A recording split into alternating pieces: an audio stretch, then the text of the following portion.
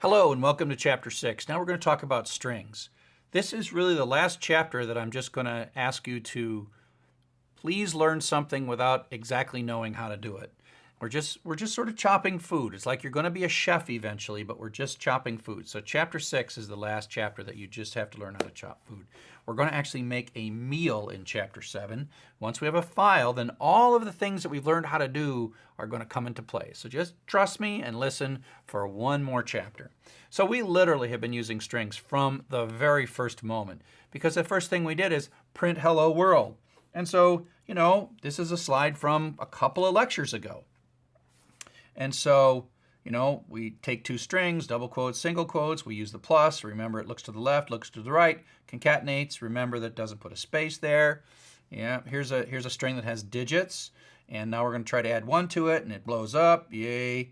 It's hardly even, you're not even sad when you see traceback by now, hopefully. You're just like, oh, traceback's a normal thing. I'm trying to learn it. Type error. Can it concatenate strings and integer? It's trying to tell you what's going on. And we're all good. We then take the string, we pass it into the int function, and then that comes back with 123, and we add that and it becomes 124. So it's all good, right? It's all good. And we've been doing that for a while. Another thing we've been doing is reading data from input. The input function prints out a prompt. That's the prompt. We type something, and then whatever that is comes back as the result of the function, and then it gets stuck into name. And so if we print that, print of course is also a function. We pass name in, we get out Chuck.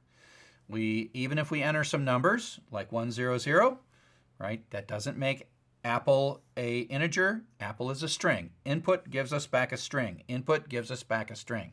So we can't subtract 10 from it, trace back again. But if we can convert it to an integer and then subtract 10, then we can get that 100 minus 10 becomes 90. So we've been manipulating strings and using internal functions and converting them to floats and doing this, that, and the other thing as we have gone forward. But now we're going to start tearing apart strings. So the ultimate thing we're going to do is read through a bunch of data, tear that data apart, read line by line, and then look at each line and find things in the line. So we need to know that a line of characters, many characters, which turns into a string, a multi-character string, has indexable data within it. So the string banana, and I didn't come up with banana. Actually, the book that I use is based on a book by two people, Alan Downey and Jeff Elkner, and one of those two came up with banana. I would never have come up with banana because I don't know how to spell banana, and I'm terrified of having a slide or the book with a mistyped banana, because I just think somewhere in banana there's supposed to be two N's. And I read this and it looks like a misspelling to me, but I'm pretty sure that it's right. But that's neither here nor there. We have this string banana, which is 6 characters, and we stick it in fruit. And if we look in fruit, you can actually pull each character out. We call this the index operator. And the square brackets are the index operator. And I pronounce this sub, so that's fruit sub 1.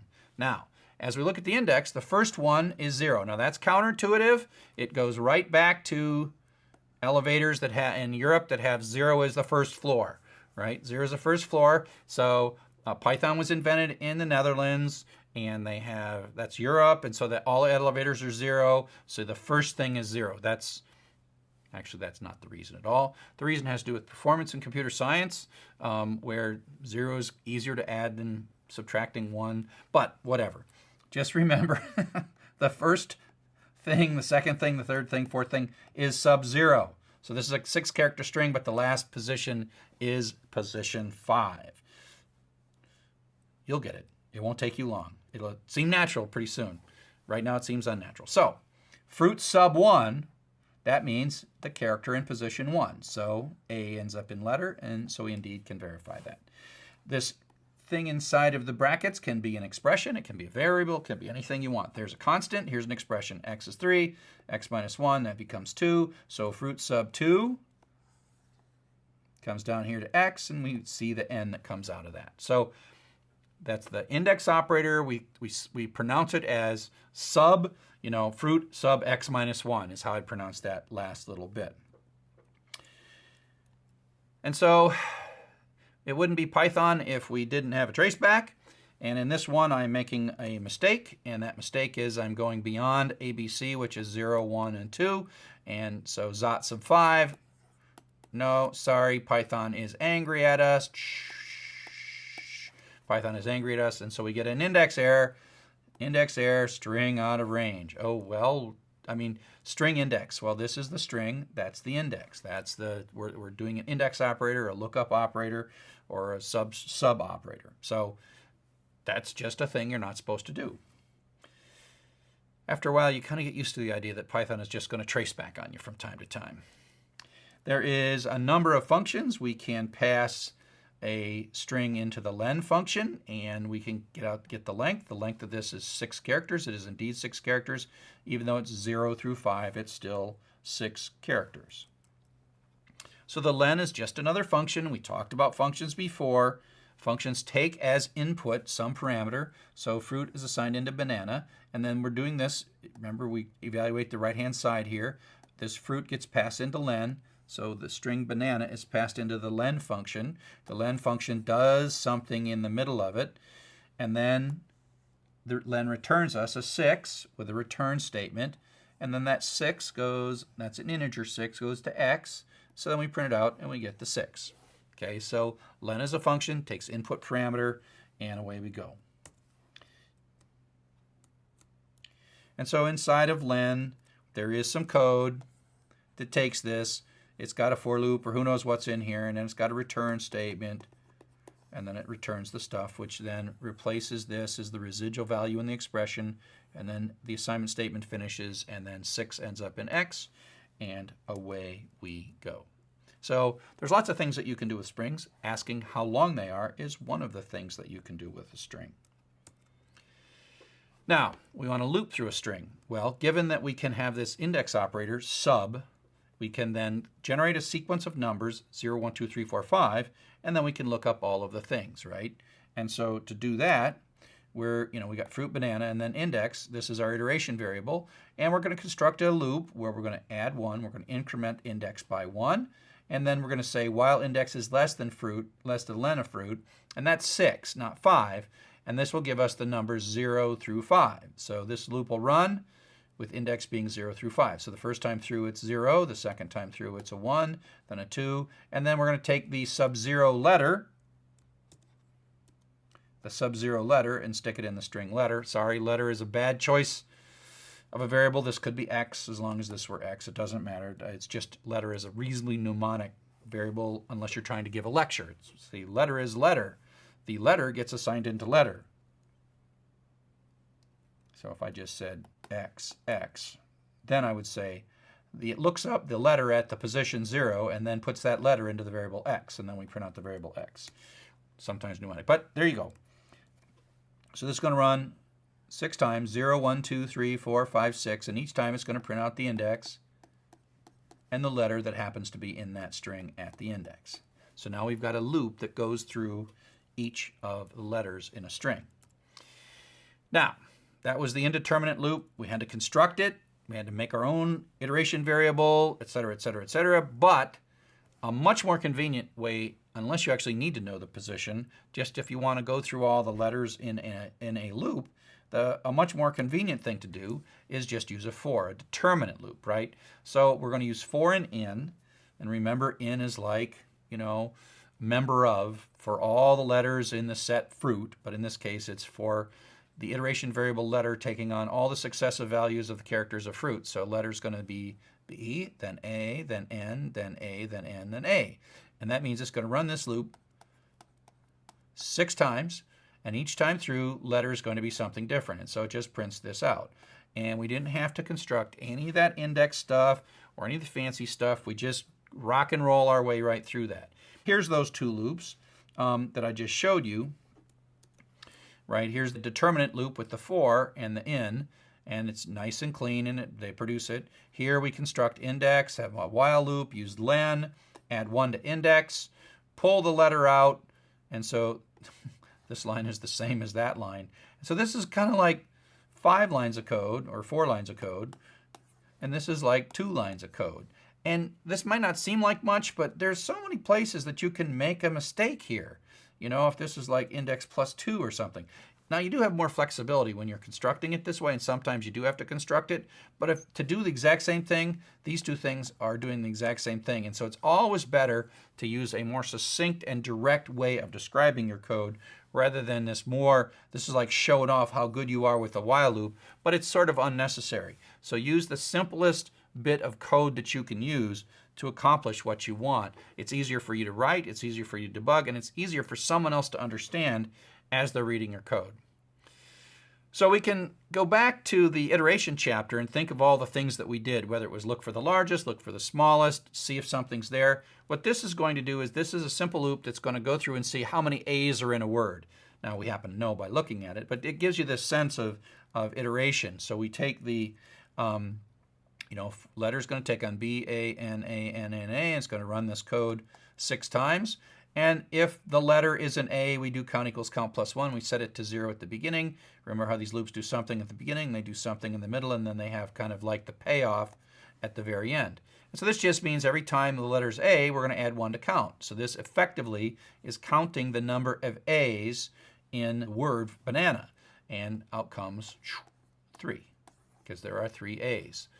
Now if I misspelled it, there would be more N's and more A's, but luckily on this slide, I think it's spelled correctly. Now, I love this in, and we're going to use this to do a lot of things when we deal with files, when we deal with lists. This idea that in is kind of like this membership notion in algebra. Not that you have to know algebra, but if you do know algebra, it's like for X such that it's a member of this set. That's the concept of in. It's a very clean abstraction. Maybe you'll actually learn Python and then you'll go back and learn algebra and go like, oh yeah, this little member guy, that's kind of like an in statement in for. It's a very abstract concept that really says this is how we're supposed to just run this loop, run this loop 6 times, 1, 2, 3, 4, 5, 6. Do it. Take care of all of the small details for me. Right? And this, again, for me, is the magic of the for loop. It's the Python for loop. Is the for itself, the for loop does a couple of things. It decides how long the loop's going to run, when the loop starts, when the loop stops, and it advances the iteration variable automatically. So it decides, am I done? Go get the next letter, run it. Am I done? No, go get the next letter. Go get the next letter, go get the next letter, go get the next letter. Oh, and now I'm done and I'm going to quit, right? And so the for takes all of this, all that logic is in one statement. And like I said, the less code that you have to write, the better off that you are. Now that I showed you how to loop through strings, I'm going to show you ways that you don't have to loop through strings. And so one of the things you do in strings is you basically want to grab a piece of the string.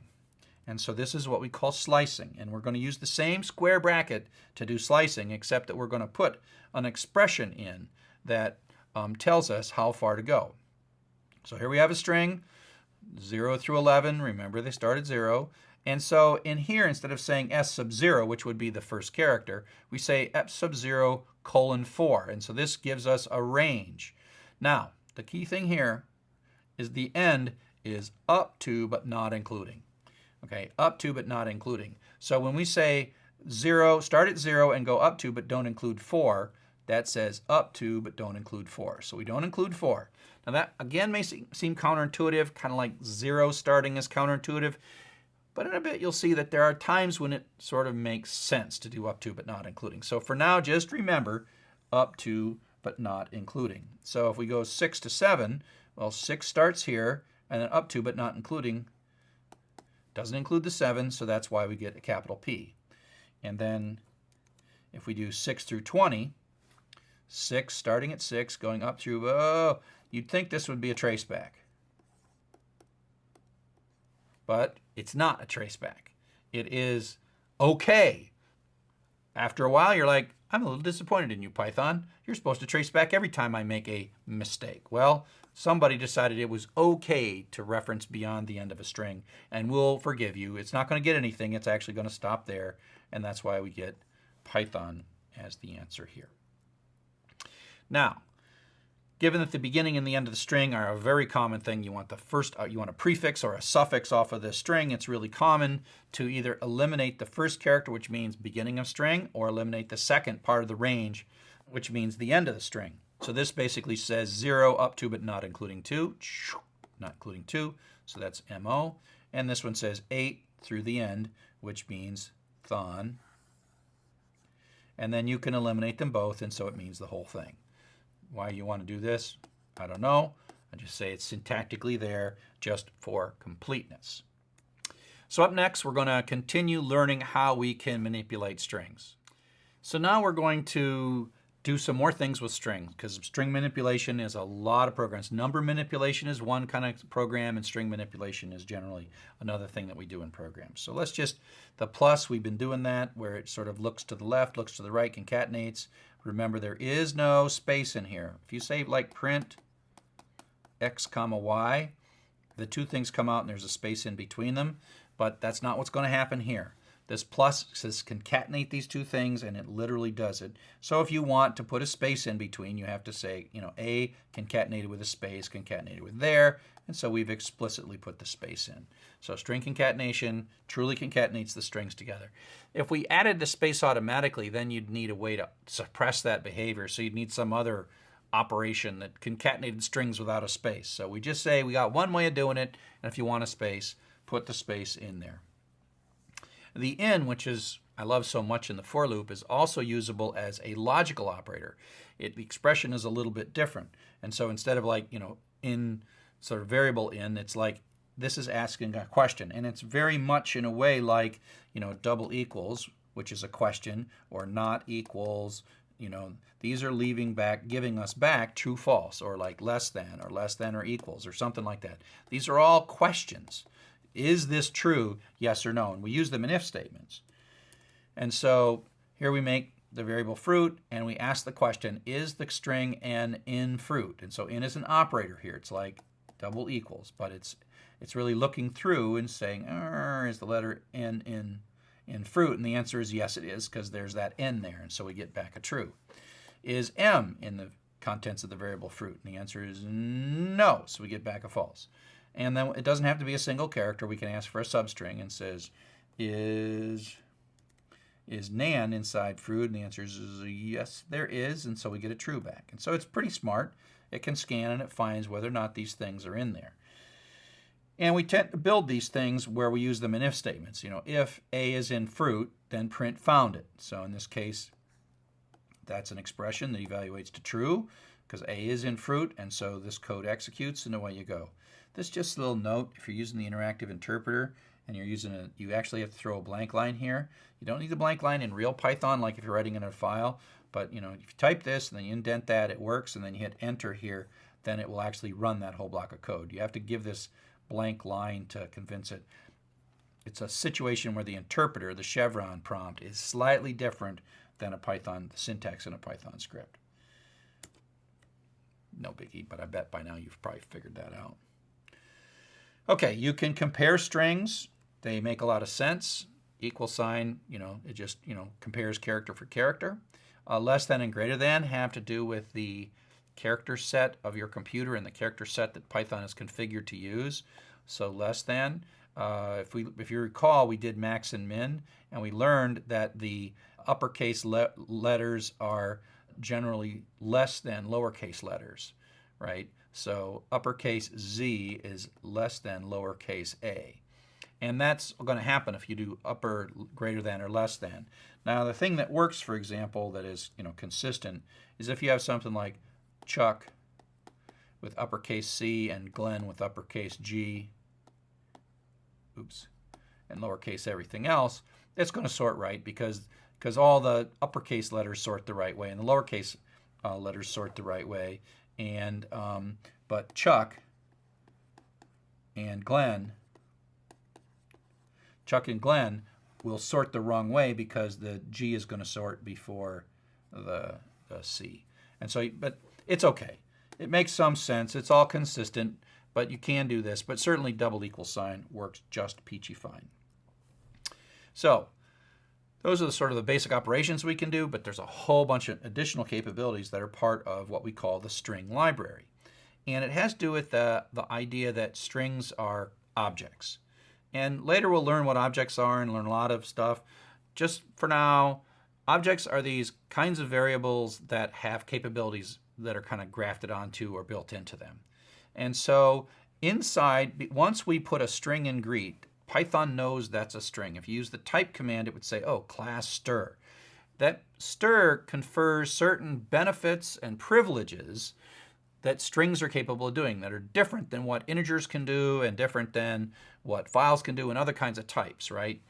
And one of the things they can do is you can say greet.lower. Now, it's almost like saying, you're like calling a function called lower and passing greet into it. But this is slightly different syntax. This is run a function lower that's part of the string object or the string class that is going to give us back a lowercase copy. So what this functionally does is says make a copy of greet but all lowercase and return it to us, and then we're going to store that into Zap. And so if we print this out, it's basically all lowercase. And if we take a look at what's in greet, we see the greet is unchanged because this was make a copy that's lowercase, a lowercase copy. And so it doesn't change the original. And even a constant isn't a legit object, and we have a lower method inside of this. So this just prints hi there dot lower, which gives us hi there all lowercase. So we're good. Okay. And so even constants have this sort of built-in capability. When we get there, we're going to call, you can look this up, look at object method. Method. This thing is a method. Or you can look ahead in an upcoming chapter and figure out what methods are, or you can just look on the internet and figure out what methods are. And we will cover this in much greater detail when we get there. This is foreshadowing. Now these are the dir and the type are things we've done before. And so the type says it's a type stir. Class is an object-oriented term that basically says this is a thing that's of the category string. And now dir says what are strings capable of?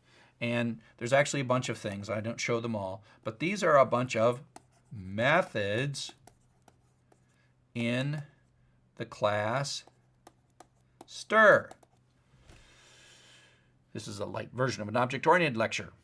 And these are just things you can do. So stuff dot blah blah blah parenthesis. Okay, replace, rfind, rstip. They're all here. There's a whole bunch of them. And dir is not the best documentation for these things, but Python, of course, has wonderful online documentation that explains it. So they tell you what the parameters are, and stir is whatever variable like, x or y, and y dot replace blah blah old new, y dot rjust for justification or split, and we'll play with lots of these things. So we'll take a look at some of the more common things that we do with a string library. Capitalize, which is takes a string like A, B, C and makes the first letter A, B, C. Or you could even have A, B, C as input and then output makes A, B, C. Capitalize. Whenever it's done, the first letter is capitalized. That's what capitalize does. Why you want to do that?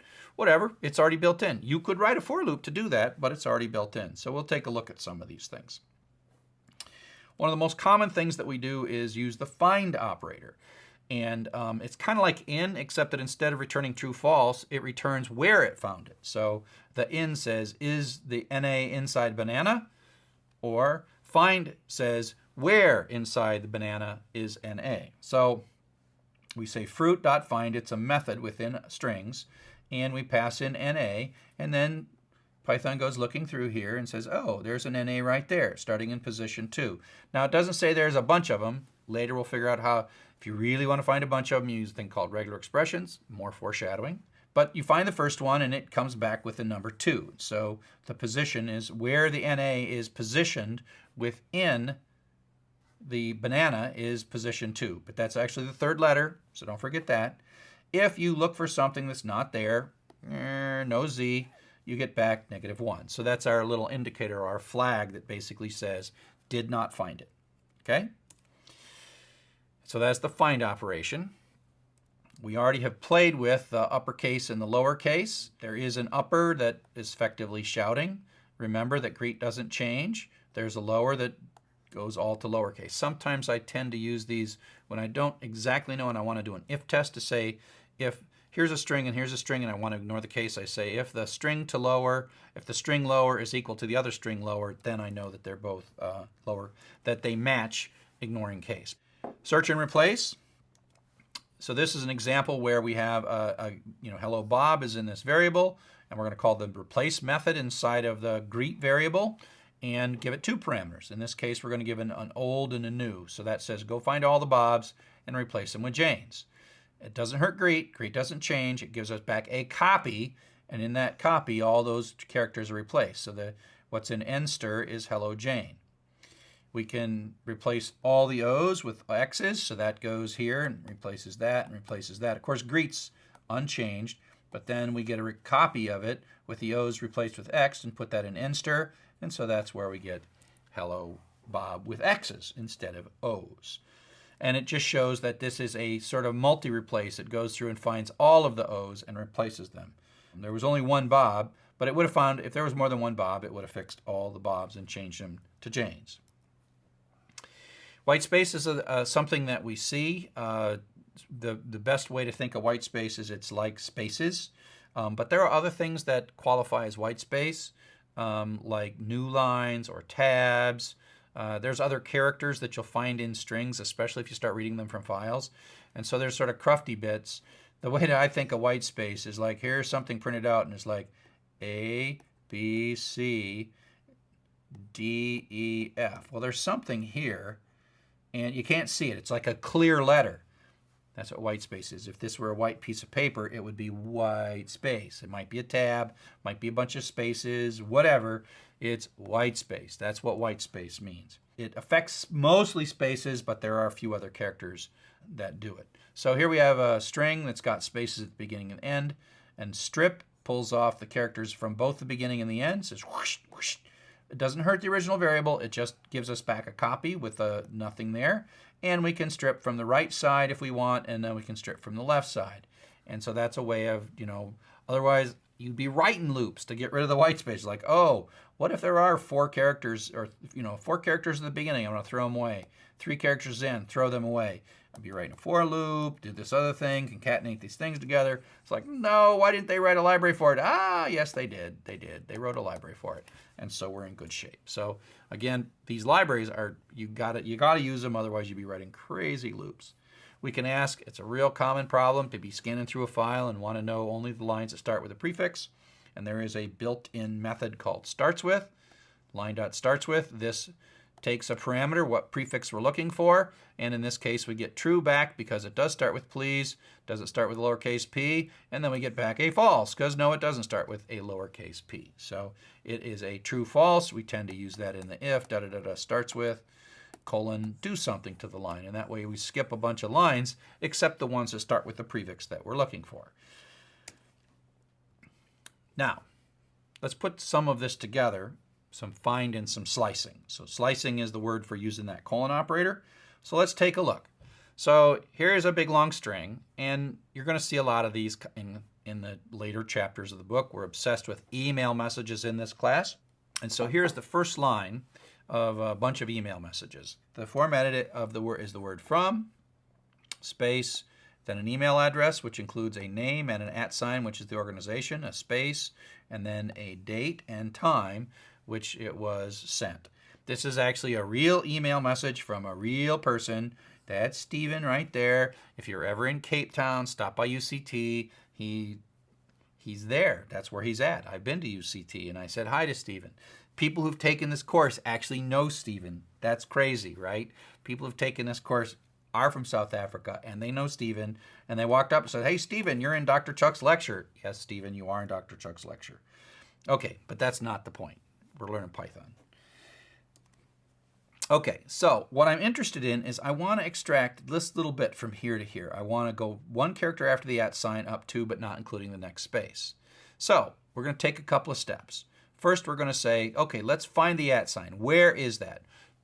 Python goes and says, oh, that's in position 21, so it returns 21 back in there, and so we get 21. That's the start. The character after that is where we want to start. Now, the next thing I want to do is I want to say, where's the next space after this? Well, it turns out in find you can put a second parameter in and say that's where to start. So this is starting here and looking for a space. And says, oh, I just found you a space starting at the @ sign. So down comes 31 into here. We have basically 21 to 31, which kind of boundary that gives us the boundary. Now here's the fun part. We want to slice this out. So slicing is like, ooh, chop, I'll choppa. So we're going to go one beyond the @ so that's going to give us the little u, @ position +1 through space position. But it's not really a space position. It's up to but not including the space position. Look how nice that came out, right? So we up to but not including the space position. We get exactly what we want, not extra stuff. And we get back the piece that we were trying to pull out. So you'll see how we sort of put these things together. I must have written this same code 20,000 times in the last 30 years of search for something, search for the start of something, search for the end of something, pull the thing out. Search for the start of something, search for the end of something, pull the thing out. And we'll find that there are actually better ways to do this, but this is kind of low level, sort of doing it the hard way in Python. So this is just a little bit. We're talking about Python 3, but some of you may have to work in Python 2 from time to time. And so one of the real advantages of Python 3 is that all the strings internally are what are called Unicode, which means that they can represent a wide range of character sets. In Python 2, strings sometimes have to go through conversions. There are two kinds of things. And so in Python 2, there were regular strings and Unicode strings. And so you'd indicate a Unicode string by adding this U prefix, and these were different. And sometimes when you read these from files or wrote those to files, you'd have to kind of go through some conversion, and it was a little bit weird. But the interesting thing is that in Python 3, regular strings and Unicode strings are all just strings. So every string inside Python 3 is capable of representing all character sets, and that's kind of cool. There will still be some explicit conversion we'll have to do, but the conversion in Python 3, when we start talking to databases and reading data off of networks, there will be conversions we'll have to do, but those conversions will actually make far more sense than the way you had to do it in Python 2. So if you took my class in Python 2 and you're like, here, use this buffer thing, and you say, why should I use the buffer thing? And I'm like, because if you don't use the buffer thing, it won't work. At least in Python 3, we have a sense of external data coming from outside your computer needs to be dealt with in a certain way, and it's quite predictable. So Python 3 does a really much better job on character sets than Python 2. It's possible in Python 2, but it wasn't as easy. That's a quick run through strings. We talked about the types and searching and looping. There's a lot to it. We still haven't done anything useful, and that's what we're going to do in the next chapter.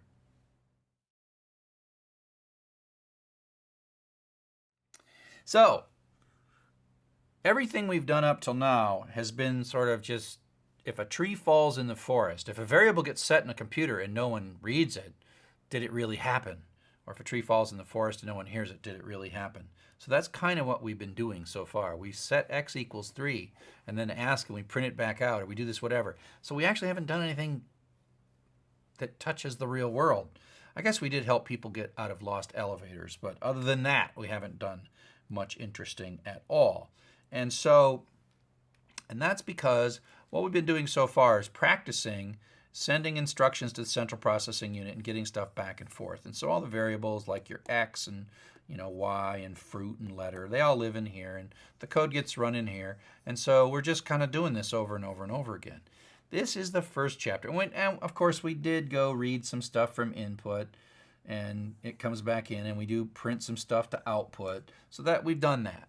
But now we are going to start working here, because this is where the permanent storage is. And later we're going to talk to the network and talk to the database. Well, later we'll talk to a database. And so these are the kind of permanent storage things. And so everything we've done up till now has either been to the keyboard and the screen or just inside the computer, because that's what we've been learning how to do, basically things. But now we're going to do things to something, and that is to a file or to something. And That's where it gets interesting. And so we have these files, and the files we're going to play with initially are what are called flat text files. They're files that consist of lines, and the file that we're going to play with is called mbox.txt or mboxshort.txt. And you'll notice that this first line is the exact line that I played with at the end of the strings chapter. This turns out to be a standard format called a mailbox format. And this is when you sort of take a mail program and you export a folder or a subfolder of that mail program into a flat file. This is the format that you get. And so it turns out that it's somewhat useful, and it's quite common to have to write programs to scan through email and look through stuff in that email. So that's what we're going to do. And so these text files, these flat text files, meaning that they're not like a word processing document or a PDF or something like that. They're just a set of lines that a program can read. Every program that you've written when you're writing Python programs are also flat text files. They just happen to end in .py. And so here is a sequence of lines. It's some characters, cha-cha-cha-cha-cha, and then a new line. It's like you hit the enter key, and then there's more characters, and then you hit the enter key, and then it goes back. It's like a typewriter. Type, type, type, type, type, enter key. Type, type, type, then it goes back, etc. And so it's a series of lines, dot, dot, dot, dot, dot. And so before we can work with a file inside Python, we want to tell Python that we're going to work with that file. This is an act we call opening. It's not actually reading the file, it's just making the file available to the code that we're going to write. And so the function that we use is a built-in function in Python. We pass in the name of the file and whether we're going to read it or write it. If we leave this out, it's going to be read. And then it gives us back what's called a file handle. So an example bit of code is open mbox.txt so we can read it, and then give me back the file handle. File handle is not the data. It's just a way to get at the data. And we'll see this later. We'll end up with these handles or connections or sockets or whatever, that they're not actually the data but a thing we can manipulate. So this handle is something that's sort of a porthole between your program and this file that's sitting on the disk. And we can open it, we can read from it, we can write to it if we want, and then we can close the handle and then the handle goes away. But the handle is like our connection. And so if you just open a file, this is for read because I forgot that second parameter, I didn't put it in. I print it out and it is not the actual lines. It says this is a file and it's a thing. That's what its name is. We're reading it, and as we interpret the data coming out of the file, we're going to use the UTF-8 character set to do that. So it's telling us something, but it is not the actual file. There could be hundreds of thousands of lines of data in that file. If you try to open a file that doesn't work, that's not there, not surprisingly, we get a traceback. Okay? And we could later we'll see how to use a try and except to deal with the fact that sometimes files don't exist and you want to know that. Now, an important character that we haven't played with much that's going to kind of rule your life when you deal with files is what's called the new line character. And so here is the new line character.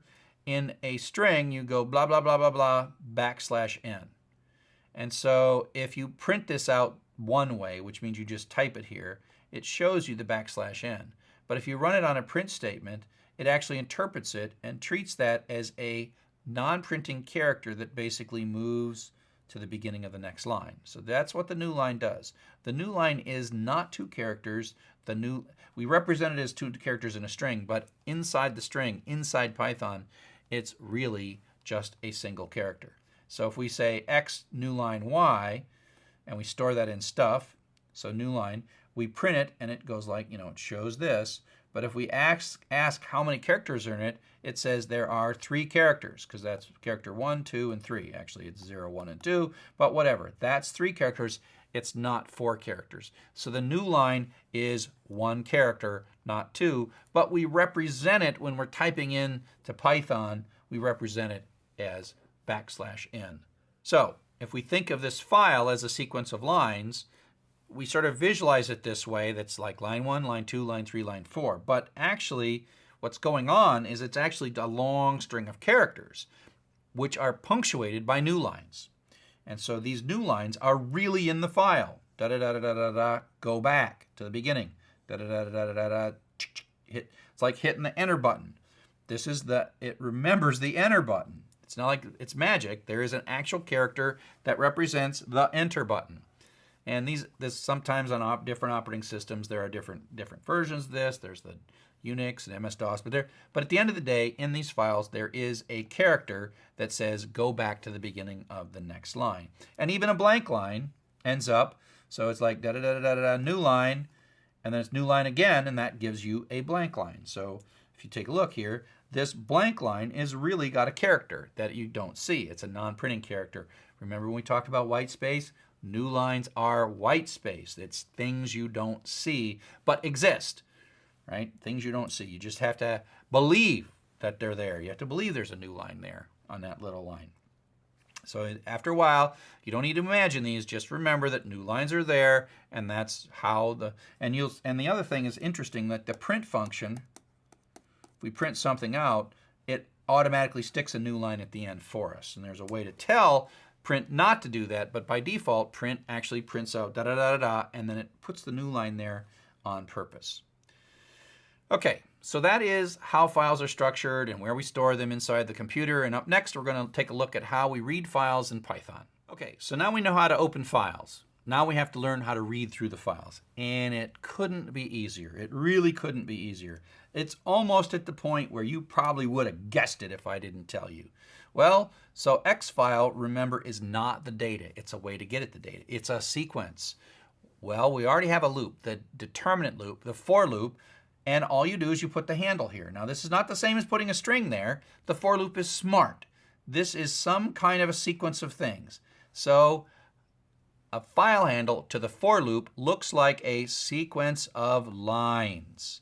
It's a sequence of lines. So again, the for loop is going to run this code multiple times, where the iteration variable, cheese in this case, is going to take on the successive lines. If this file has 10 lines, this loop is going to run 10 times.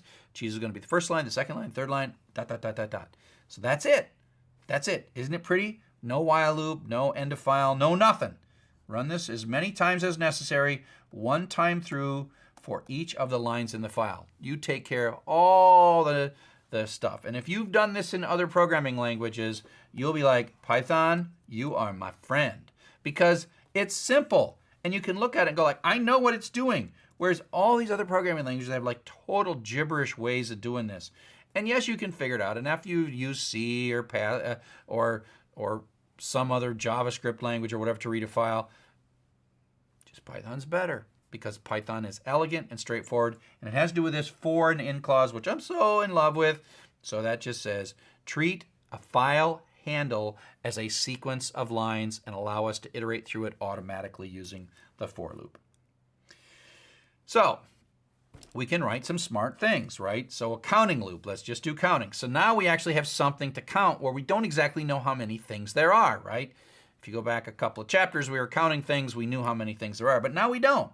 So we set counter to 0, and then we loop through each line. We don't do anything with the line. Count equals count plus 1, and we're done. We know that this file has 132,045 lines, right? And away we go. So we have built a line counter, a file length counter, just by looping through that. Simple stuff. Now, sometimes, not so much when we're doing files, but often when we're reading data from elsewhere, we want to read it all. And so this time, we will read the whole thing in with .read. Now the thing about this is it doesn't split it into lines. It actually just reads all the stuff with a new line, all the stuff with a new line. So you got to be careful. But of course, if you print it out, it will give you all the new lines because the print will show the new lines. But you have to realize you've got the whole as one big blob of characters punctuated by new lines. Whereas the for loop knows to go to the new line and then give you the first line, go to the new line, give you the second line, etc., etc. But we can read the entire file. So in this case, we're reading mbox_short.txt, read the whole thing into a string. So that takes all of that file, whatever's on that file, and takes the characters and sticks them in. And we can say how many things did we get? Well, we got 94,626 characters in this case. And we can just print like with slicing, start at the beginning up to but not including the 20th character. So that's really the first 20 characters that we would see from that file into a single string. And sometimes we'll use that, sometimes we'll write a for loop. It depends. Depends on what we're trying to achieve. We can search through things, and we can show the lines that meet a search criteria. So we open this mailbox, we're going to loop through line by line, and then we're going to ask if the line starts with from colon space, print it. So this is going to read the lines, and then once in a while to run this loop and read some more lines, and then once in a while to run this loop, read the lines. So it's like a search operation through the file. And then so this is going to, there may be many lines, but then there's a from, and so it skips, skip, skip, skip, skip, and then prints that one out. So it's a very, very nice way. Now, if you run this code, you're going to see that it prints out the first from line, the second from line, but the question is, something is wrong. We're seeing lots of blank lines. Lots of blank lines. Blank line, blank line, blank line, blank line. It's like, what's going on here? Why are they? Well, it turns out that the print statement, as I mentioned before, or the print function, adds a new line. But, actually, I'm pointing at the wrong new line. The print adds a new line, this new line right here, but the file that when we read it from the file, the string has the new line at the end. So this new line is this part is what we read in from the file, and this is the new line that was added by the print statement. So then we end up with two new lines, which leads to a new line when there's no characters leaves a blank line. That's how we end up with blank lines. The print statement did this, and then, the text from the file did this, and then the print statement did one more, and so that we ended up with new blank lines. So how do we deal with this? Well, we have a function. A function we talked about in the last lecture called rstrip, which strips off white space. New lines are part of white space because you don't see them. And so we read through, we're going to read each of the lines in the file, and then we're going to grab and strip off the white space from the right side. So we're going to wipe out the new line that was here on that string, and then we're going to print it out. And print's going to add a new line, but now we don't end up with two new lines. So you are going to write these lines of code over and over and over again. Open a file, read through all the lines, throw away the white space at the end, and now do something fun and interesting with those lines of file. So these three lines you're going to get to know really, really well before the end of this class. Sometimes we'll write a if statement where we say, if we're throwing away most of the lines in the file but keeping some. So in this case, these are the good lines, right? The ones that start with from are the ones we're interested in, so we're going to print them out. Sometimes what you want to do is actually flip the logic, right? So in this case, it's a different way of writing this same loop, but just a little bit differently. We do these three lines, that's the same, stripping the white space.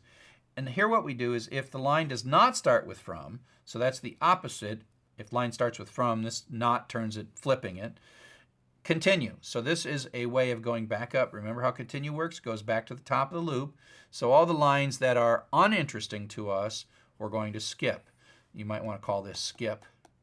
That's what we're kind of doing, skip. But it's just skip this line, go get the next line. Skip, skip, skip. Oh, wait a sec, this one became true. We found one, and so we print that one out. And so that's going to produce the exact same as the previous one. It's just what we're doing is we're skipping the lines we're not interested in, and then because often the amount of code we're going to do is quite a bit, blah, blah, blah, blah, blah, blah, add some things, parse them in different ways, it's better to sort of skip the bad lines and then fall through for the good lines. It's just sort of a stylistic thing between this code and this code is just a stylistic difference, not something really to worry about.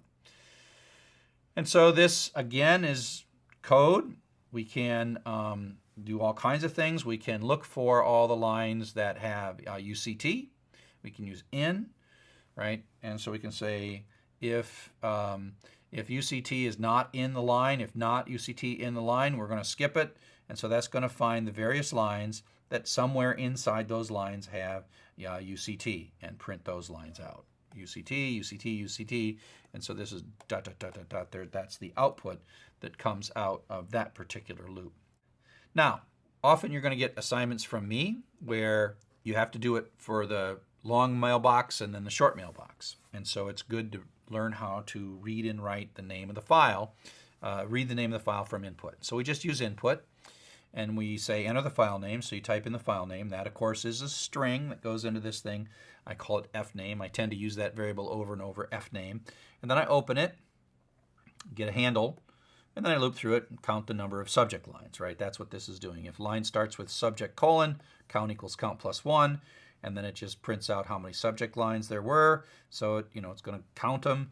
In the big mailbox, there's 1,797 subject lines in the big mailbox.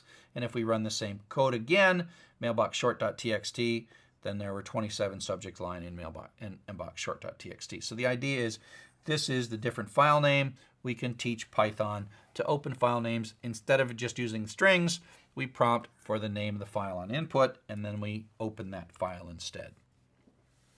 Now, if the user types in a bad file name, it's going to blow up. Let's say we want to deal with that. We can deal with that. So in this case, we're going to take input, and that's going to work because no matter what they type, even if it's junk, okay, the input's going to work, but the open is going to blow up if the file name's a bad file. And so we indent that and put it in a try block. So we don't know if this is going to work or not. Of course, if it works, it's going to just keep on going. If it fails, if something goes bad here, it jumps to the except block. So in the except block, we put out a message, file cannot be opened, and then print out the file name. Be nice to our users. And then we put this quit statement in. The quit statement says, I'm quitting. I don't want to continue. Otherwise, it would continue down here. And the quit statement, it's a function that it goes into but never returns from. And so it makes sure that you don't actually fall through and run this code because fhand is not properly defined. So it's going to just trace back down here if it runs. So you got to add this quit. So when things are bad, when something is not working, this blows up, it runs this code, it prints that out, and then it quits. And so otherwise you get tracebacks down here if you didn't put that quit in. You'll get used to this. So there's no reason to continue because you didn't get the data you expected. Now, some of you are going to want to change this so that it's a while loop. We'll talk about that later. So reprompt for the file name. A little complex like right now. Right now I just want to show you how the try and accept can compensate when you're prompting the user for a bad file name and you're trying to read that bad file. But you don't want to have a traceback, you just want to print out a nice message. So that kind of gets us through opening files and looping through files and doing something intelligent in the loop. And we're going to do a lot of this. We're going to be opening and stripping and looping and parsing and doing all kinds of fun things. So coming up next, we're going to learn, switch gears a little bit and learn about data structures.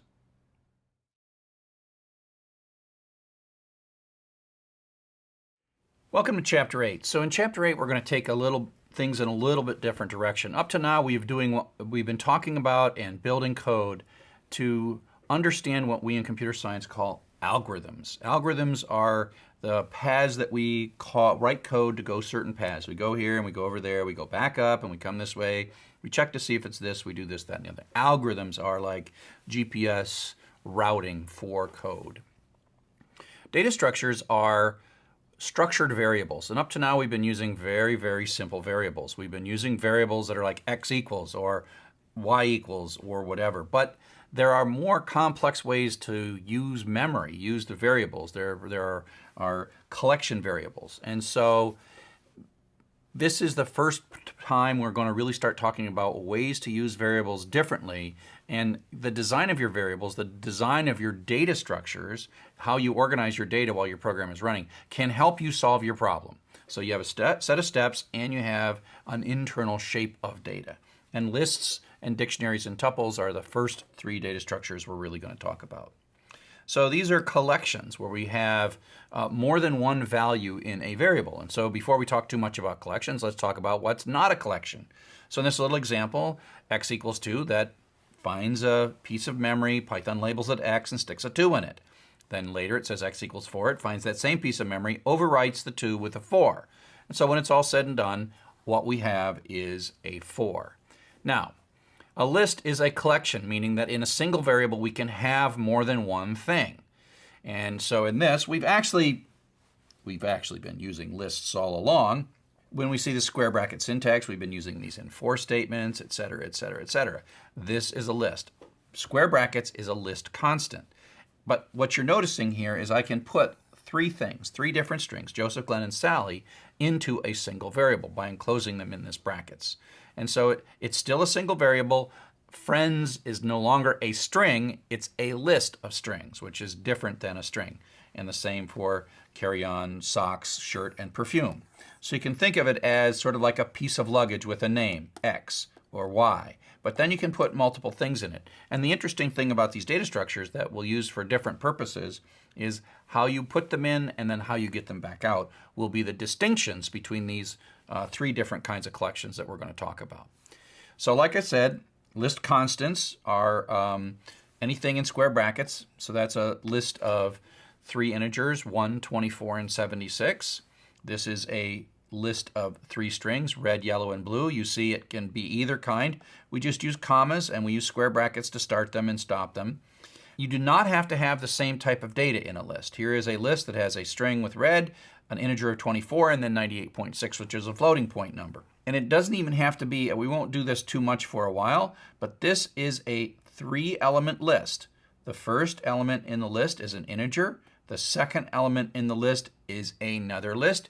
It's lists within lists. It's turtles all the way down. It's inception. So you can have lists that include lists. And when we talk about data structures in a more advanced way, having a list that includes another list or a dictionary that includes lists is just part of the design. Now, it's way premature to talk about why you would do this, but it's possible. So this is a 1, a list, and a 7. And so there are actually three elements in this particular list. Okay? And you can have an empty list. And so that is list constants are these square brackets. Now, like I said, we have been using lists already. We have for loops, and we've iterate the I through 5, 4, 3, and 2, and 1 to print these 5 things out, which means that for is going to run this once for each value in the list, and I is going to take on the successive values in the list. And like I said, we have already been doing that, right? We've been doing that since chapter 4 or chapter 5 or something like that. So lists and definite loops, the kinds of things that we've been doing all along, are best friends. The in, so you could think of a list as like a set. It's a set of 3 strings, and the in is like for all the members of this set. And so for friend in friends. And remember, the fact that I use plural here and singular here does not mean anything to Python. It means something to you as you're reading the code. That's a mnemonic variable. It can be anything you want. As a matter of fact, this is exactly the same code. Z equals Joseph, blah, blah, blah, and for x and z, x takes on the successive values. Python sees these two things as completely equivalent, but you, as a human being, read them as something different. And so that's the choice of reminding us of the choice of variable names. So these collections, there's putting stuff into the collection and putting multiple things in the collection, but there's also getting them out. And so we use the index operator, the same operator we use to look inside strings, to look inside lists. So I read this in my mind as sub. So this is friend sub 1. Now remember that using the elevator scheme in Europe technique, the first one is 0, the second one is 1, and so friend sub 1 is actually the second item in the list, and that's how Glenn ends up getting printed out here. So you can look inside lists. We can change lists, and the word that's used in Python speak is called mutable. It means changeable. It can be changed. And so you'll notice that some things are not mutable. So like strings. So we put in banana in fruit. This seems like it would change that first letter to lowercase b. We got sub-0, fruit sub-0 equals b. Unless you saw this traceback, you might think, this is no problem.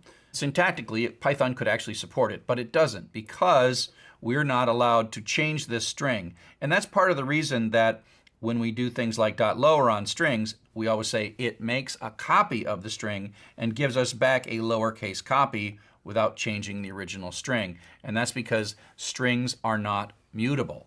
Item assignment is another word that Python uses to talk about this. Item assignment. So strings are not mutable.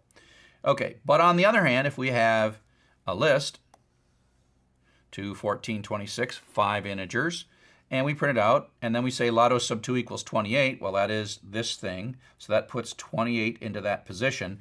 And at this point, the list is truly changed, right? So we print it out.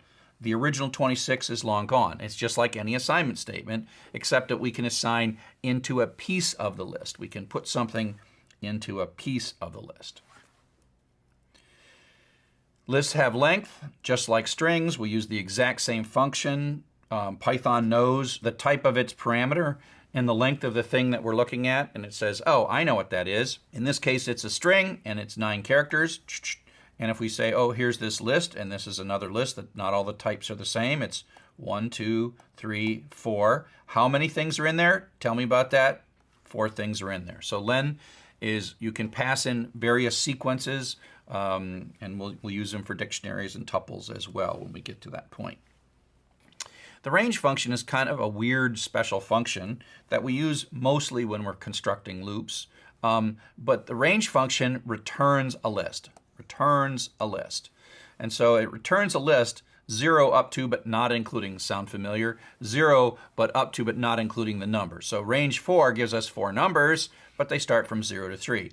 And the reason for this is that they can then correspond to the index position either in lists or in strings, because zeros, a 3-element list is 0, 1, 2, up to but not including 3. And so if we have a 3-item list here, and we say how many things are in there, it's 3.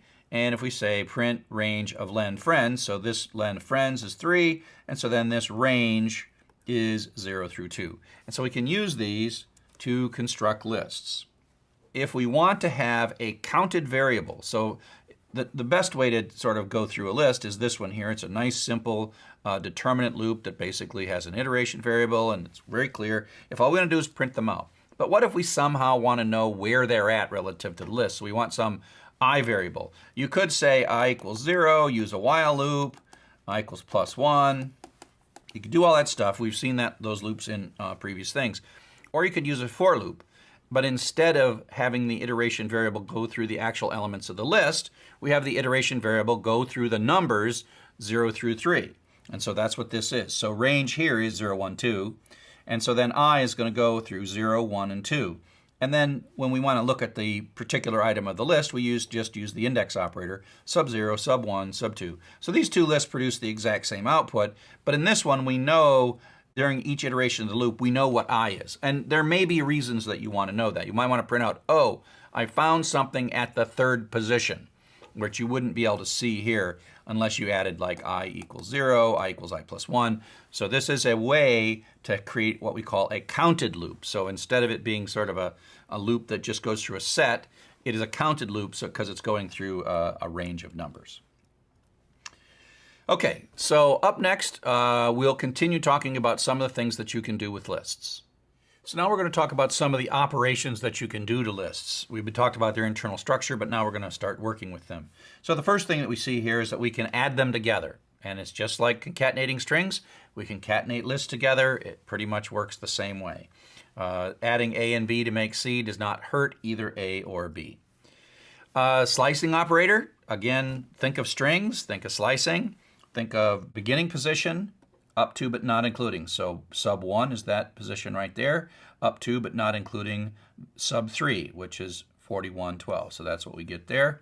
Just like with lists, you can omit the first one, so that's up to but not including 4, which is this one right here.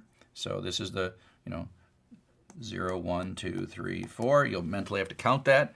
Up to but not including 4, that's that one.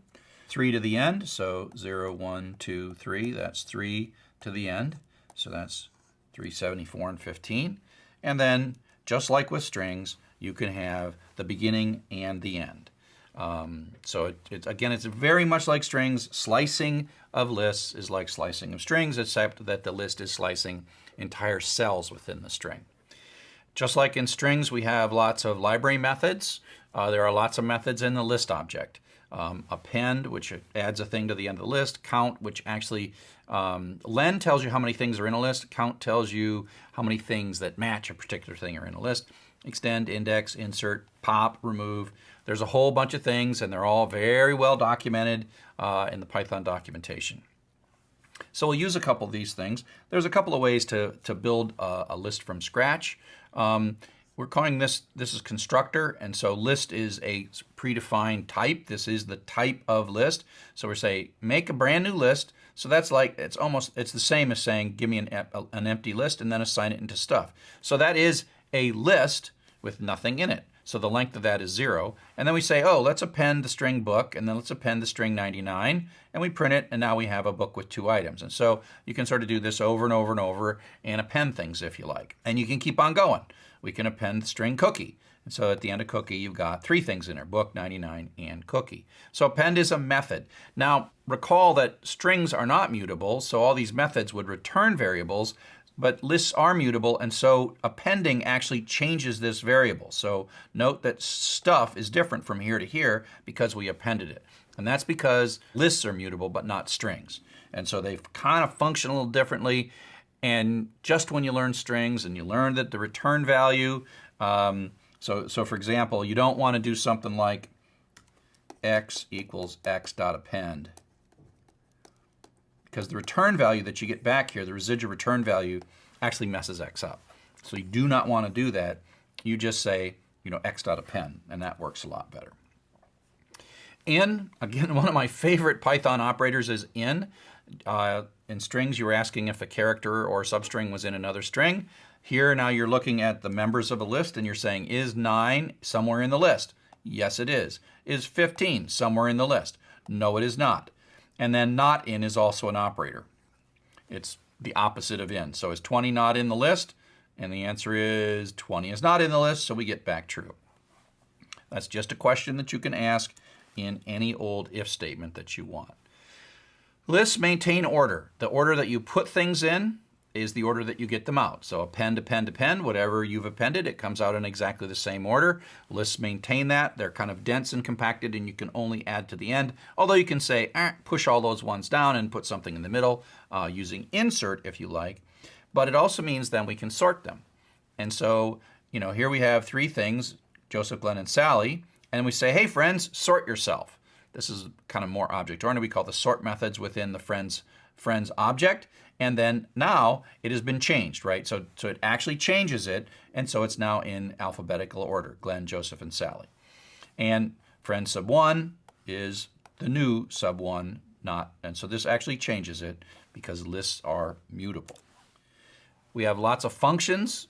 We've already played with len and talked about len, how many things are in the list. We can say what's the largest number of a list, what's the smallest number of a list, add them all up. What's the sum of this list? Sum of the list is 154, and you can calculate the average by the sum. Now, some of you who will go back to chapter 5 and say like, well, why did you give us all those for loops to do the same thing instead of just telling us this function? So the answer is, well, there are reasons for knowing how to construct those for loops, and they were good, easy to understand for loops. If you have a list and it's a list of numbers, these are far better than constructing a for loop. So all those examples from that earlier chapter, they're not the way you would do that particular problem, but sometimes you're reading through lines in a file and you have to do it a little bit differently. So here's a couple of loops that sort of demonstrate this notion of how you might use these functions to calculate an average versus how we calculated an average in the earlier chapter. Although I kind of redo this in a different way because now I'm pretending I'm reading from a file, but instead I'm going to read from input. I'm going to read the numbers ... until I get it done, and I'm going to calculate the average of those numbers. And so it's just a standard loop where we set total to 0 and count as 0. I'm going to make it a while loop. If I was reading a file, it'd be a for loop, but this is, I'm going to ask for some input, prompt it. If it's done, I'm going to break out of the loop. So that handles this case, so I can get out of the loop somehow. And then I calculate the floating point value of that input, and I add it to my running total, and I add my running count equals count plus 1, and then this runs, in this case 3 times, and then comes down here and computes the average and prints it out, and away we go. Okay, and so that's kind of the manually constructed loop with a manually constructed counter and a manually constructed sum, and away you go. Now, if I were to try to use max and min to accomplish the exact same thing, so what I would do then is I would accumulate these values in a list. So I'm using a data structure now rather than just logic. And so this is kind of an algorithm that's carefully constructed to produce the count and the sum when it's all said and done. Now what we're going to do is you can use a data structure to solve that same problem. And so we're saying, hey, let's make an empty list because we're going to accumulate some numbers. And then we have the same while loop, same 2 lines. We look for, actually the same 3 lines. We get a value, we check to see if we're done, to get out, and we convert it to a float. But now instead of doing the summing as we're doing here, we say, let's just remember that. We got this list, we're going to fill it up, we're going to put numbers in it. So we put a 3 in, we put a 9 in, we put a 5 in, and then put a 3 in, put a 9 in, put a 5 in. So we're not actually calculating any calculation. And then when we hit done, we come out and we say, oh, let's calculate the average. Well, you got these numbers in a list now. We have a list that looks like 3, 9, 5. That's what's in here. So we take the sum of that and then divide it by the len, and then we have the average. And this same program produces exactly the same output. Okay, so that both these things produce the same output. And you can decide for yourself which you think is more elegant. In general, there is one tiny difference between these two, and that is this one actually has to have all of the numbers in memory, and if before it can actually do the calculation. This only keeps one number in memory. And that probably doesn't matter if there's like 100,000 numbers or less. But if there's like 100 million numbers, this one doesn't use 100 million spaces in memory, and this one does use 100 million. So there are sizes of data that are large enough that it matters, the memory usage between these two things matter, because this requires 2 variables for any number. This one here requires 2 variables for any number of things we're going to do the average of, and this requires an extra bit of memory for every single number, so it scales based on the numbers. For the small stuff that you're doing, it hardly matters. And if you've already somehow have these numbers in a list, this is a great way to do a sum. You wouldn't write the for loop to do the sum. If you've already got numbers in a list, then add them up with a sum or figure out the maximum using a function. That's just perfectly fine. So that's kind of manipulating lists and writing some interesting loops. And up next, we're going to play with connecting lists and strings together. So now we're going to talk about how strings and lists work together. And this is one of the more common things that we're going to do. We're going to read some data, we're going to bust it into pieces, and we're going to look for little fragments of pieces.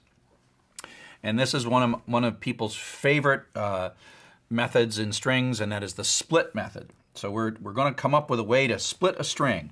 And the simple thing that we're going to do is we're going to find the spaces and split it into pieces. And there is a built-in function in Python called split.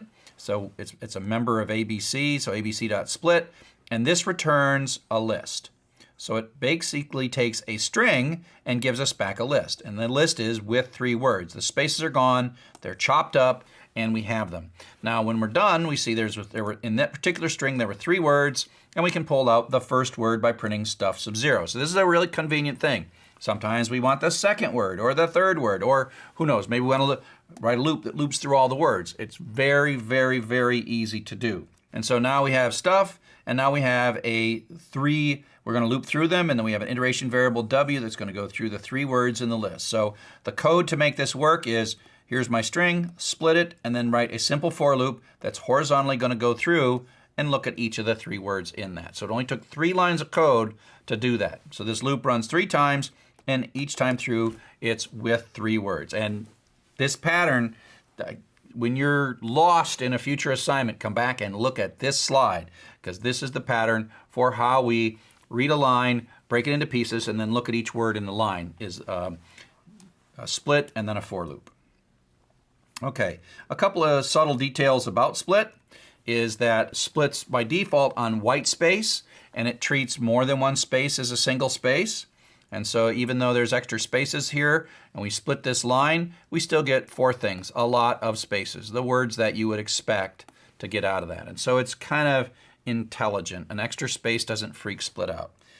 The second thing about split is it doesn't have to work with spaces. And so if you get data like this, maybe from a logging system or from your accounting system or something, and they have some weird delimiter, you can tell split to use a different delimiter. If we do it just this way, it's looking for spaces, and it finds none, so we get back a list of the words as defined by spaces, and it doesn't realize these semicolons are what we wanted to split on in the first place, and we just got a list, and that list had 1 string in it, and that's what happens if there are no spaces in the string. On the other hand, you can tell split to split based on a different character other than white space. So when you tell it to split on a different character, it doesn't do this fancy thing of compressing multiple spaces. It doesn't split on spaces anymore. It only splits on what you told it to split. So it looks, chops, looks, chops, looks, chops. And so what we get is a list, first, second, and third. And again, this is when you need to do this because you've got some data that's really weird, and we'll see situations where we use split. Instead of looking where we're finding a character and we do a find and we do another find, we use split and then just grab things. Okay, so this is an example of how we would use split as we parse mail data. And we're going to do a lot of parsing of mail data. And so, so here we go. Again, these lines you're going to get used to. Open the file, loop through the file, strip the white space off the right-hand side of the thing. Check to see if it starts with from space in this case. If it's not, continue. So this is the skip code. Skip lines we're not interested in. And then we're going to split it. And what we're interested in this particular thing is, here's these from lines. We're only going to read the from lines because there's a lot more in this mbox short. We're looking at what day of the week this thing happened in. And so you can see these lines, they always have spaces, so we just chop it based on spaces, chop, chop, and they'll always be the same thing, and so that'll be word 0, word 1, and word 2, and so word sub 2 is always going to be the day of the week. And so this is going to skip the lines that don't have from. As soon as we freeze from, we split it and we pull out the second word. And this is really simple code.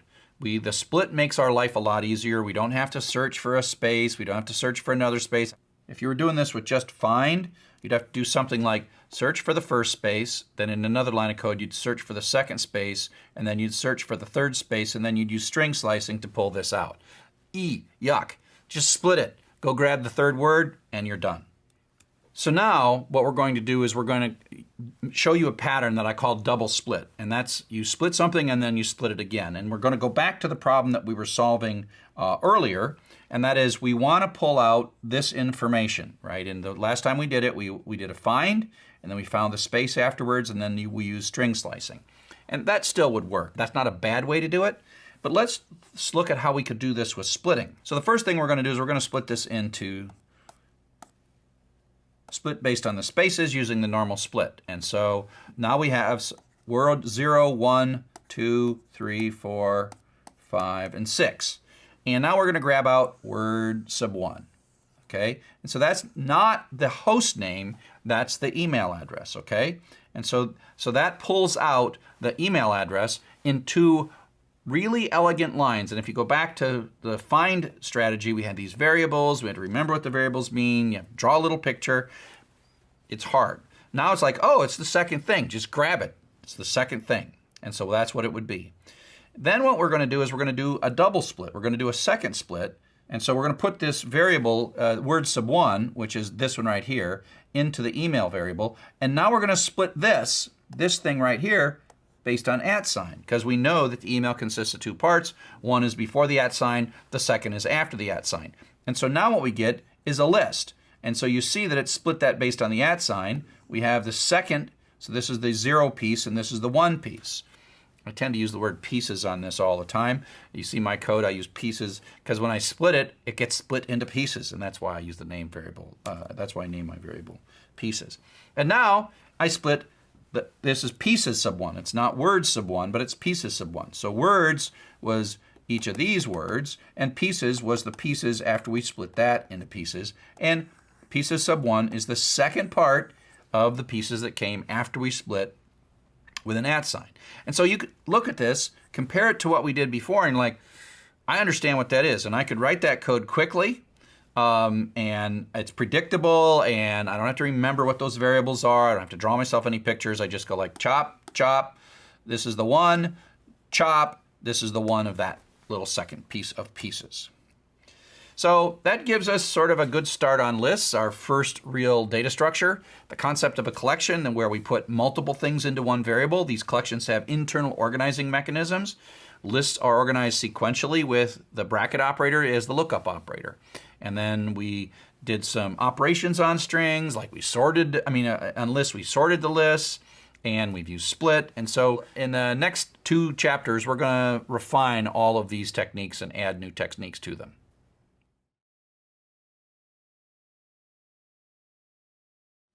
Hey, and welcome to Chapter 9. This is Python Dictionaries. My favorite chapter in the whole book is files because that's where it sort of comes together. This may be your favorite chapter. Python dictionaries are one of the things that people sort of fall in love with in Python. It's like, oh, I can do so many things with dictionaries. And dictionaries are our second data structure, our second kind of collection. And the basic definition of a collection is more than one thing in a single variable and a way of indexing and looking up and manipulating things in that single variable. And so we have the list, and now we have the dictionary. And between lists and dictionaries, you pretty much get the 2 most important and most basic data structures, not just in Python, but in any programming language. So to review, the idea of a collection is we put more than one thing in, whereas a regular old variable that's not a collection, a non-collection variable like x, we stick a 2 in, we say x equals 4, and we sort of implicitly know that now it has a 4 in it. But the 2 is long gone. It's been overwritten. So the 2 collections we've talked about, the list is a very ordered collection. Everything is very precise, 0, 1, 2, 3, 4. You append at the end. And when you start deleting, it always stays compacted, and the position is the key to it. But a dictionary is more of a mess. You put things in and you give them a label and you get things back out. And so they don't always stay in order. The order shifts around, but they're super powerful because it's a key value pair. And you give each item a key, you give it a key on the way in and you get a key on the way back out. And so inside of a dictionary, everything has to have a label. You can't just put something in a dictionary. You have to give it a label and a value, or a key and a value. And so the key is, when we say key, it's like the thing to unlock or thing to find that thing. It's a general concept in many languages called associative array, and you can kind of look up and learn a bit more about associative arrays. And in most languages, like Perl or PHP, the associative array is, again, most people's favorite data structure because you can do so many things with it. So dictionaries are Python's most powerful collection. It's like a little baby database. Key value, you look something up, your name and a phone number, or a phone number and name, but there's a key and a value. And like I said, these concept of dictionaries has many different names in many languages, like hash maps in Java, or property bags in C#, or associative arrays in Perl or PHP. But they are the same thing. They're memory-based key value stores. So, like I said, the whole idea of these collections is they have more than one thing, but the question is how you put stuff in and how you get stuff out is what changes. And so here we're going to make a dictionary, and this is a constructor that basically says, make me an empty dictionary object. If we're doing this with a constant, we just use curly braces. Curly braces are for dictionaries. And then, so pers is a variable of type dictionary, and it now has nothing in it. Whereas in the list we had to append stuff, we use the index operator on the left-hand side of an assignment statement to indicate the key. So this ends up being the value, and this is the key value pair. And so we're putting 12 into the pers, but on the way in, we're labeling it with money, right? And so 12 is going in, 12 is the value, and we're putting it into pers, but we're storing it under money. So I would say this as pers sub money equals 12. Money is the label, the index, the tag, whatever you want to call it. But it is the way we're going to label this number 12 as we go in. And we're going to put 3 in, and we're going to label it candy, and we're going to put 75 in it, and we're going to label it tissues. So inside a pers, we have these key value pairs. Say, hey, what's in pers? Well, money is 3. Under the tag tissues, we have 75, and under the tag candy, we have 3. It's important that the order of these dictionaries is somewhat unpredictable. They don't always come out in the same order. And so we'll have to learn later about how to sort them and how to do stuff to them. But they think of them as, for now, as an unsorted bag of values. But it does remember, no matter how they get moved around, what the label to value mapping is. To pull something out, we say pers sub candy. So we use the exact label that we use to put it in. We use that to pull it back out. So pers sub candy is 12. So it says go look up and find in this dictionary the thing that has a key of candy, and then pull that number out. So that's the number that comes out and gets printed. We can update these variables. The dictionary contents are mutable, which means they can be changed. So we can go grab the old value of purse of candy, which is a 3, add 2 to it, and then put a 5 back in. And then we can print this out, and then the 3 has been modified to become 5. So we can use them on right-hand sides of expressions, on left-hand sides of expressions. Away you go. So it's really a lot like lists. If we look at an example from a previous chapter on these lists, we make an empty list, we make an empty dictionary. We add into position 0, which is because it's empty, a 21, and we put in position 1 and 183. Here we put into this dictionary under the key age 21, and into this dictionary under the key course we put in 182, right? And if we print them, we see that there is an implicit position 0 and position 1. There's an implicit position, so we don't have to show the position. I mean, Python could choose to show that, but it doesn't. And then if we print it, a dictionary, it shows us with curly braces to say this is a dictionary, not a list. And it uses this key colon value. And order, again, isn't the same. We put in age, then course, and we got out course, then age. Just don't expect the order of dictionaries to be a predictable thing. And then continuing on, they're mutable, which means we say list sub 0, and this is the index. So in a list, the index is the position, and we put a 23. We put a 23 into position 0, and so when we see that, we see a 23 coming out. And here, if we're going to change something, we're going to say, oh, go find that thing marked with the tag age and replace that with 23. So that puts the 23 in here and replaces it with 23. And so when we print that out, we get 23. But basically, they're similar, but dictionaries have these labels that we have to use everywhere, and lists have positions. So lists are compacted. They always start at 0, even if there's none in there that doesn't start at 0. But if there's one or more things, the first one is always 0. And while we haven't deleted stuff from lists, once we start deleting stuff from lists, they get compacted. But not true from dictionaries. They just kind of remove the key because they're not particularly in any order anyways. So again, we can see this all happening. I like to think of in my mind a picture of these things where a list has kind of a key or the way we look something up. It's 0, 1, and if there were more of these, it would be 0, 1, and 2. Whereas a dictionary, the key is some kind of a string. This is how we look it up. And then they both have values, right? They both have values in them, and that's how it works. And so when we put these things in, the list gets extended. It's always going to be extended at the end. If you called append again, there would be a sub 2 in here, and they put some number in there, and we print them out. And then when we go and change this 23, we put it in here, it gets wiped out. They're mutable, which means these values are mutable. The keys are sort of not in list. The keys are simply an artifact. You can't change them, but you can delete items. You can delete items from lists, which we haven't done yet, but we will be able to delete items from lists.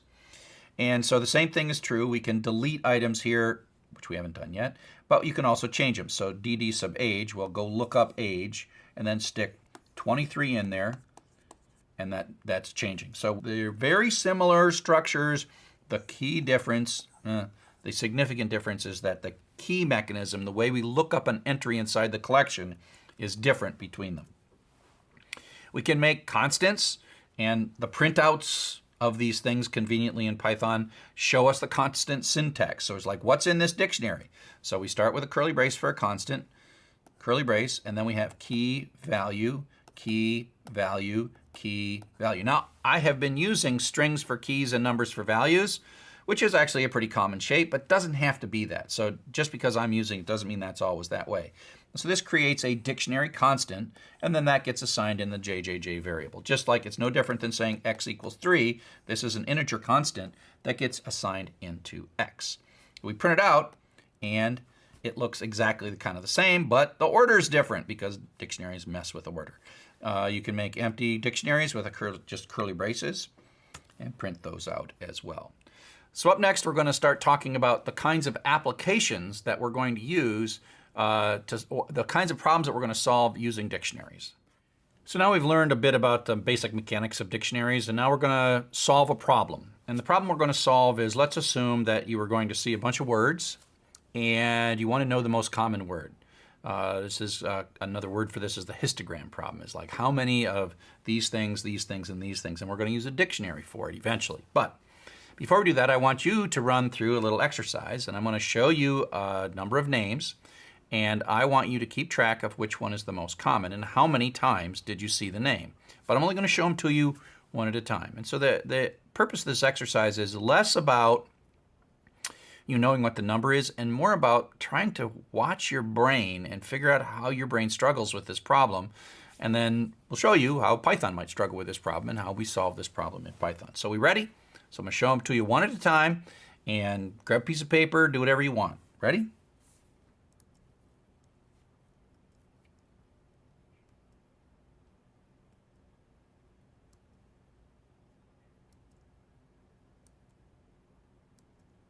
How you doing?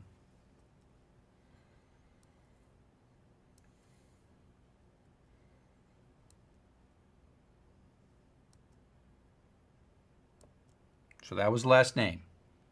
What was the most common name and how often did it occur? Maybe you have to go scroll back. Go back and forth, scroll back and forth. This turns out to be a problem that humans are really not very good at, especially if I was going to give you a million words instead of just, 16 or 12 or whatever I gave you. If the screen I'm going to show you next, you'll see like humans are good at this, except humans are good when they can see all the data. Humans are not good when they only see one little bit of the data at a time. So now your brain goes like, oh, what am I doing? Let's see, how many? Marquardt, that's only 3. Zhen looks like, oh, Zhen's a lot. Zhen is 1, 2, 3, 4, 5. And has anybody got more than Zhen? Chen is like, so Zhen, 4. Yay! Oh, no, actually, Zhen 5. That's another problem we humans have. We will miss one. We are pretty good. So the way our brain, it looked around, my eyes were going this way and this way and this way, and then I make a hypothesis and test the hypothesis. That's not how computers think. They don't like that. They're not dynamic like we are. Even though sometimes we write programs that make them seem dynamic, that's not how they work. So if you had to really solve this program, you probably, if you were smart, would have made a little piece of paper. And you would have drawn a little picture like this. And you would have done, each time you would look at the name, you would check to see if it was a name that you already saw. And if it was a name you already saw, you'd add 1 to that name. And you're like, okay, there's 1 more of those. And there's 1 of those. And now I got another 1 of those. And now I got 1 of those. And 2 of those. And whatever. And, or here's a new one here. And I got 1 of those. And on and on and on. Just tick these things off as you move through. And then when you're all done, now you go look at these numbers, 5, 7, 6, 5, 1, and you're like, okay, that's the one that I want. And so this is a little set of counters, and you can think of this as a histogram. It's like a little histogram of that's growing, and each time you see one, you add a little bit more, and you add a little bit more, and you add a little more, add a new one, grow that one, grow this one, grow this one, grow this one, and then you're all done. You got sort of the tallest histogram. You could think of these numbers as growing histograms with the names here on the horizontal axis. That would be a way to mentally think about this problem if for a human to think about the problem. And so we're going to use dictionaries, and we are going to, in those dictionaries, we are going to make the keys be these things, the actual strings, these names, and then the values will be the current count. And then we're going to update those counts. So that's the data structure that we're going to build in Python. And it's really common for histograms or any other word counting, various other things, any kind of frequency. So what we're going to do is we're going to take these names, CSEV or Chen Wen, and we're going to use those as the keys, and we're going to use strings as our keys in our dictionary. So we start with our dictionary. And the first one we see is CSEV, so we haven't seen them yet. And so we put, we'll put 1 into there under CSEV, under the tag CSEV. We see Chen for the first time, so we put 1 in there for her. And then we print. It's like this is our current histogram as we've got it so far. CSEV has 1, Chen has 1. CSEV has 1, Chen has 1. But we're not done yet. Now we see Chen again, and we go grab, well, what was the previous number we had for Chen? Well, it was 1. Add 1 to that, so that's kind of like ticking this, and then stick it back in, so that's storing it in. So now we have this dictionary that's kind of growing as time is progressing. So Chen has 2, Chuck has 1, and away we go. So you get the idea that if we use the names of these people from our input data as the keys in the dictionaries and the values are the counts, then we can easily make a histogram that we can expand every time we see a new name and update the old ones, update the new ones, add a new one, etc., etc., etc. that this works in a very nice and dynamic way. Now, it wouldn't be Python if we didn't talk about the kinds of things that you can do that cause tracebacks. You can't, if this is an empty dictionary, you can't go grabbing a key that doesn't exist. I wish Python did this differently, but it's not how it works. Python basically does not allow you to look at a key that doesn't exist. Actually, a list works the same thing. If there's 4 things in a list and you look at sub 10, the list blows up 2. We saw this with strings. If you look for a character beyond the end of the strings are unhappy as well. So Python is unhappy when you go and look for a key that doesn't exist. But like in all situations in Python, there is a workaround, right? It's telling us key error CSIV. But there's an in operator. We used it for strings, now we've used it for lists, and now we're using it in dictionaries. And it asks not the value, it's saying, is this key CSIV in this dictionary CCCC? And in this case, because we just created this dictionary, we're doing the question, it's false. So now we can write an if statement so that we can do one thing if the key is there and another thing if it's not. And if you go back to the notion of, did we see this person before? Yes, we did. Let's add a number. Oh, and then there's a new person. Now let's set that person to 1. So there's 2 things we're doing. If they exist, add 1. If they don't exist, make a new one and set their count to 1. So it's not just enough to make a new one, but we have to make a new one and set their count to 1. So what does that code look like? Well, it's conditional execution. It's an if statement. So eventually we'll read this data from a file, but here's some names, and we're going to go cruising through there. We'll start by making a dictionary. It's a dictionary of counts. Now again, I'm just calling it counts because it's a plural, because it helps you understand it. You don't have to name dictionaries with plural variables, although we commonly do it. We actually very commonly do that. So I'm going to have this for loop. The name is just going to go through as the iteration variable, and the if code is the intelligent part. So we're asking the question, if the name we're looking at is not in our dictionary, then set count subname equals 1. This is a variable, in this case of CSEV Chen, CSEV Jen. So that's getting things started. That's adding a new entry and setting it to 1. If, on the other hand, it's already in there, so we find Jen in this case, and Jen has like 2 currently. If it's in there, then we're going to run the else code, which means we're going to take this 2 out, we're going to add 1 to it, and then we're going to put it back in. So that's the idea of adding 1 or incrementing an entry in there. You pull it out, add 1 to it, and put it back in. So as this runs, it both makes new ones and then updates the existing ones. And like all loops, this is like histogram logic. When it's all said and done, we come out the bottom and we have a histogram. CSEV we've seen twice, Jen we've seen once, and Chen we've seen twice. So we end up with a histogram. So this is like the histogram logic. And again, just call your attention to this slide. Later you're going to be doing a lot of stuff.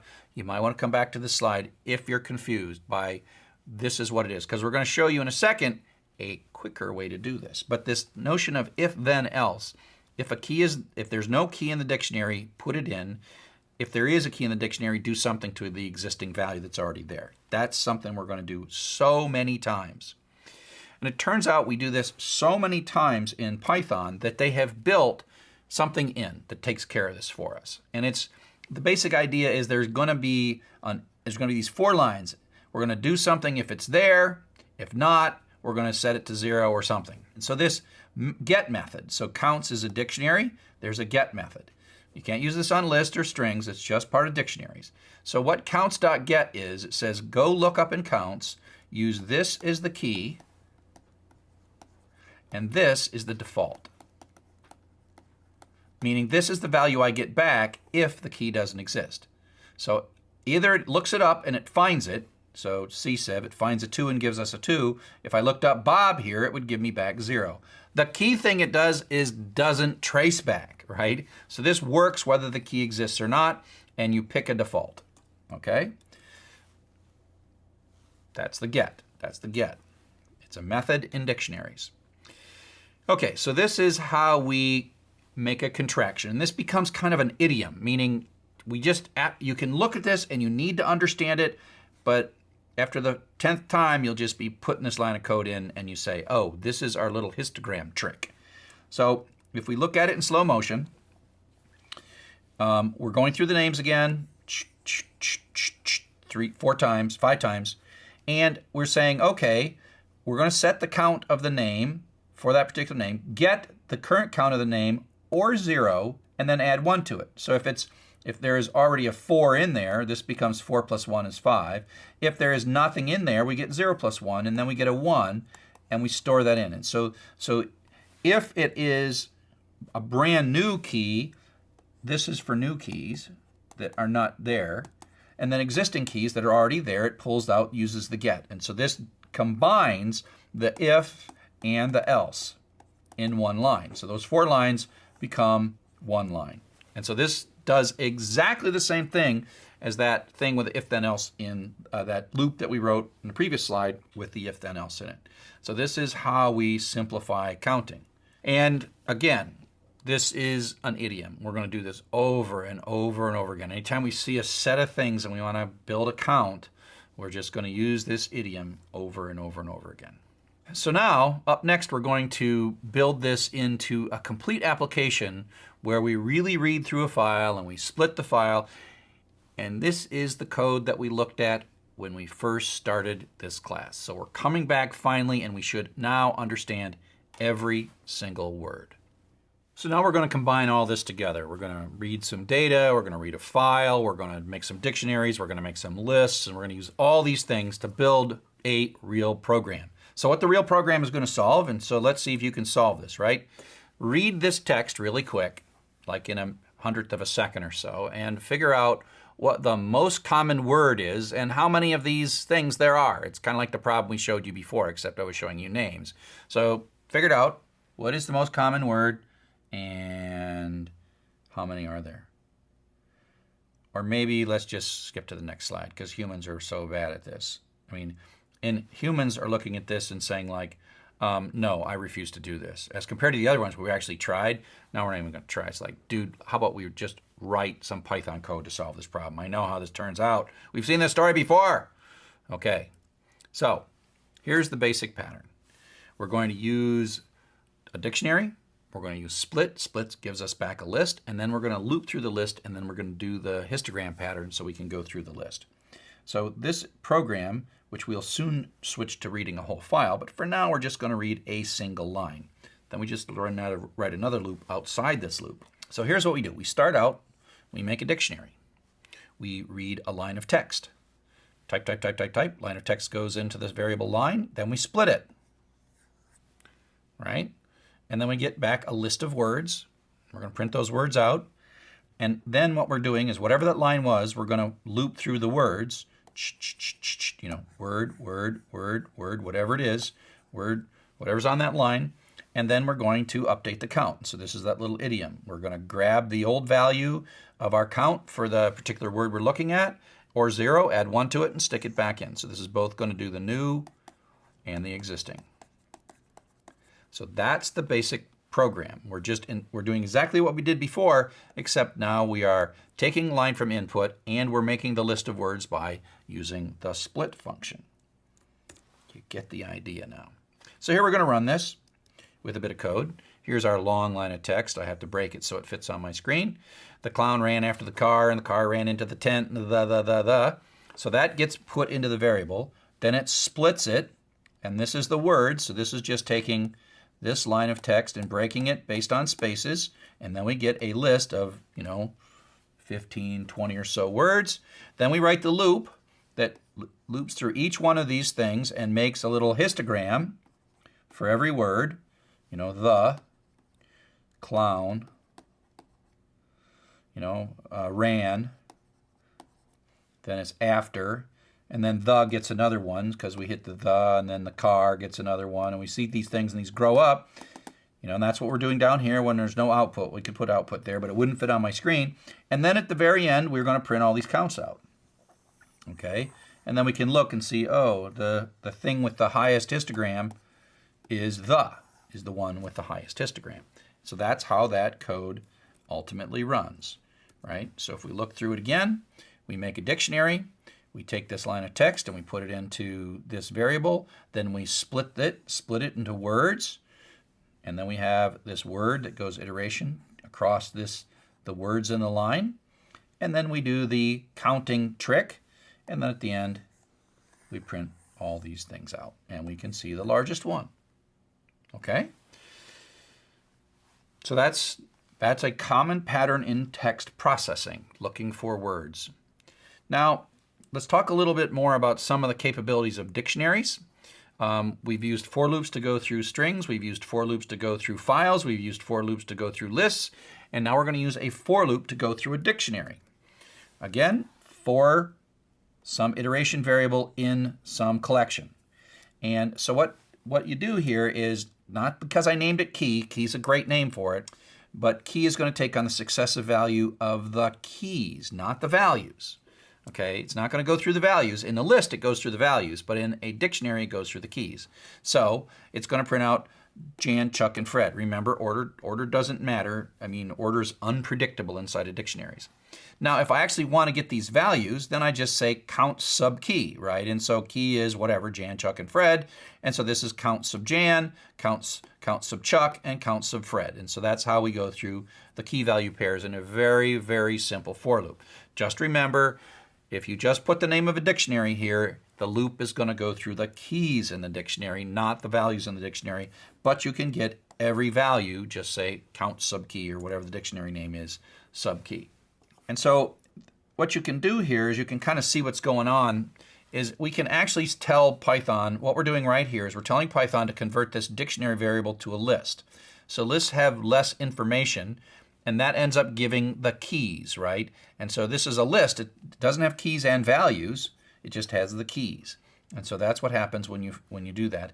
And you can either say make a list based on the contents of this dictionary, or you can say take this dictionary and give me the keys. This is a keys method within dictionaries, and it gives us the same thing, which is a list of the keys. List of keys, right? Now, if we want the values, we can ask of that too. We have a method inside that's called values, jjj.values, and that says give me a list of the values. And that gives me the values. It pulls out the values, 1, 42, and 100. Of course, the order is not the order we put them in, but it turns out that the values do correspond in order to the keys. So whatever the value of the key value pairs are in the dictionary, if you ask for the keys and you ask for the values a moment later, they come out in corresponding order. So Jan maps to 100, Chuck maps to 1, and Fred maps to 42, even though the order is not the same as the order that you originally put them in. One thing that we'll talk about in the next is what we call tuples, but there is another method called items that gives us back a list of key value pairs, which is different than the dictionary itself, and it is a list. So if you look at this as a list, these little guys with parentheses are called tuples, which is the next chapter. But we see the Jan maps to 100, Chuck maps to 1, Fred maps to 42. This outer thing is a 3-item list, but each item itself is a data structure called a tuple. But we'll talk about that in a short period of time. This whole items thing can be used with a for loop to loop through simultaneously the key value pairs. And so items gives us back keys and values. And so when you write this for loop, and this is a really cool Python thing, you can put 2 iteration variables. No other language that I know of has ability to do more than 1 iteration variable. So what happens here is we've given it 2 iteration variables, and AAA goes through the keys, and BBB goes through simultaneously the values. So as one is bouncing, the other one's bouncing too.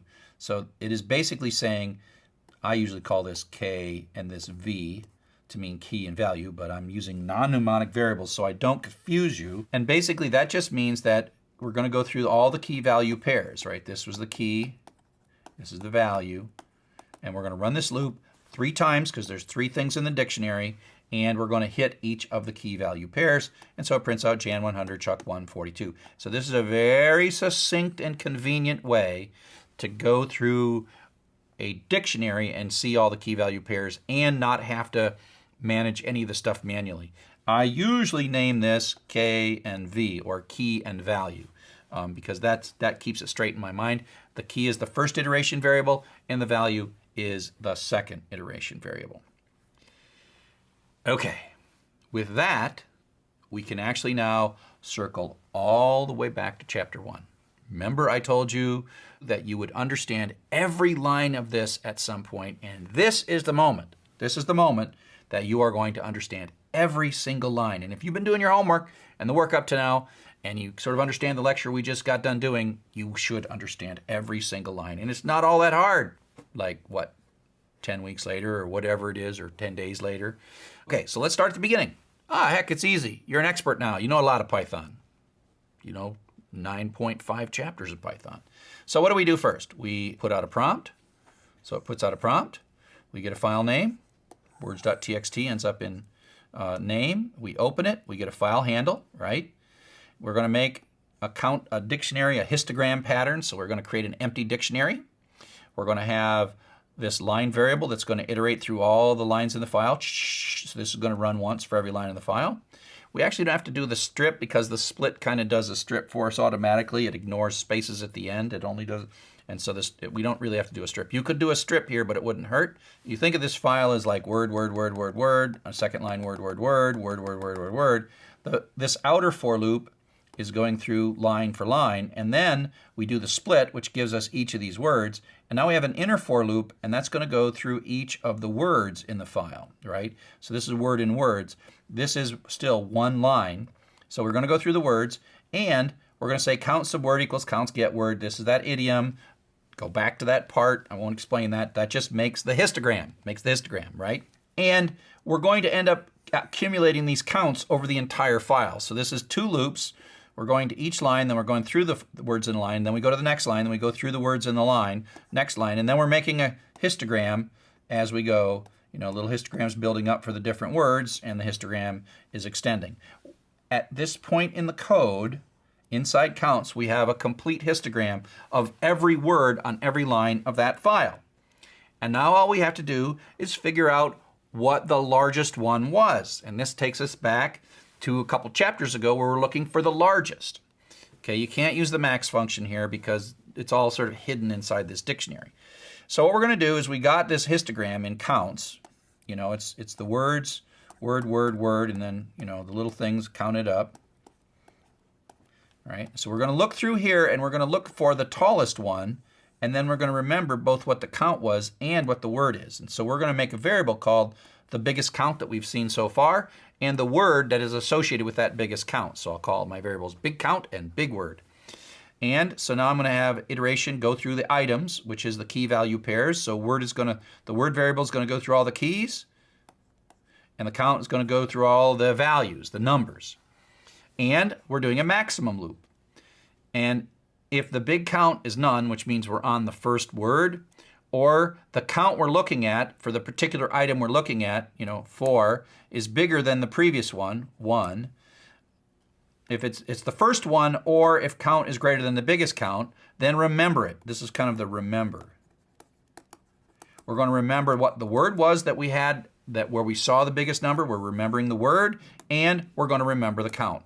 And then we'll do this a bunch of times, and if we find later, much later, something that's got a little higher number, like 8 or something, then we will fix that as well. Okay? And so this runs all the way through all the things, and when it comes out, big word and big count, the residual at the end of the loop, the residual stuff at the end of the loop will be the largest word and how many times. And so all that magic is happening sort of from here to here. That magic happens, and in words.txt, we see that the word 2 is the most common. It's seen 16 times. And in the clown text that we've been playing with, the word the happens, and it's 7 times, and that's the magic. So this is a slide that if you don't understand every single character, every single, why is the word none? What did the word none mean? It's time to go back and check, right? This is a time to review. This is the time to understand what we're talking about, because we're just going to get crazier from here.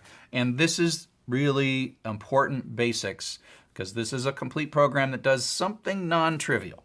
Okay? So remember this slide. Okay?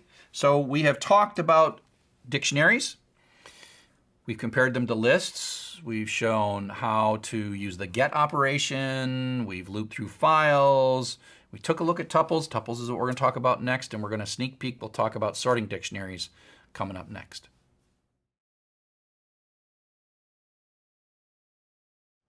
Welcome to Chapter 10. We're going to talk about tuples, and in a way, you kind of already know tuples. Tuples are a limited version of lists, and the sum total of this is that tuples are sort of a more efficient version of lists that you can't modify. So they're really unmodifiable lists.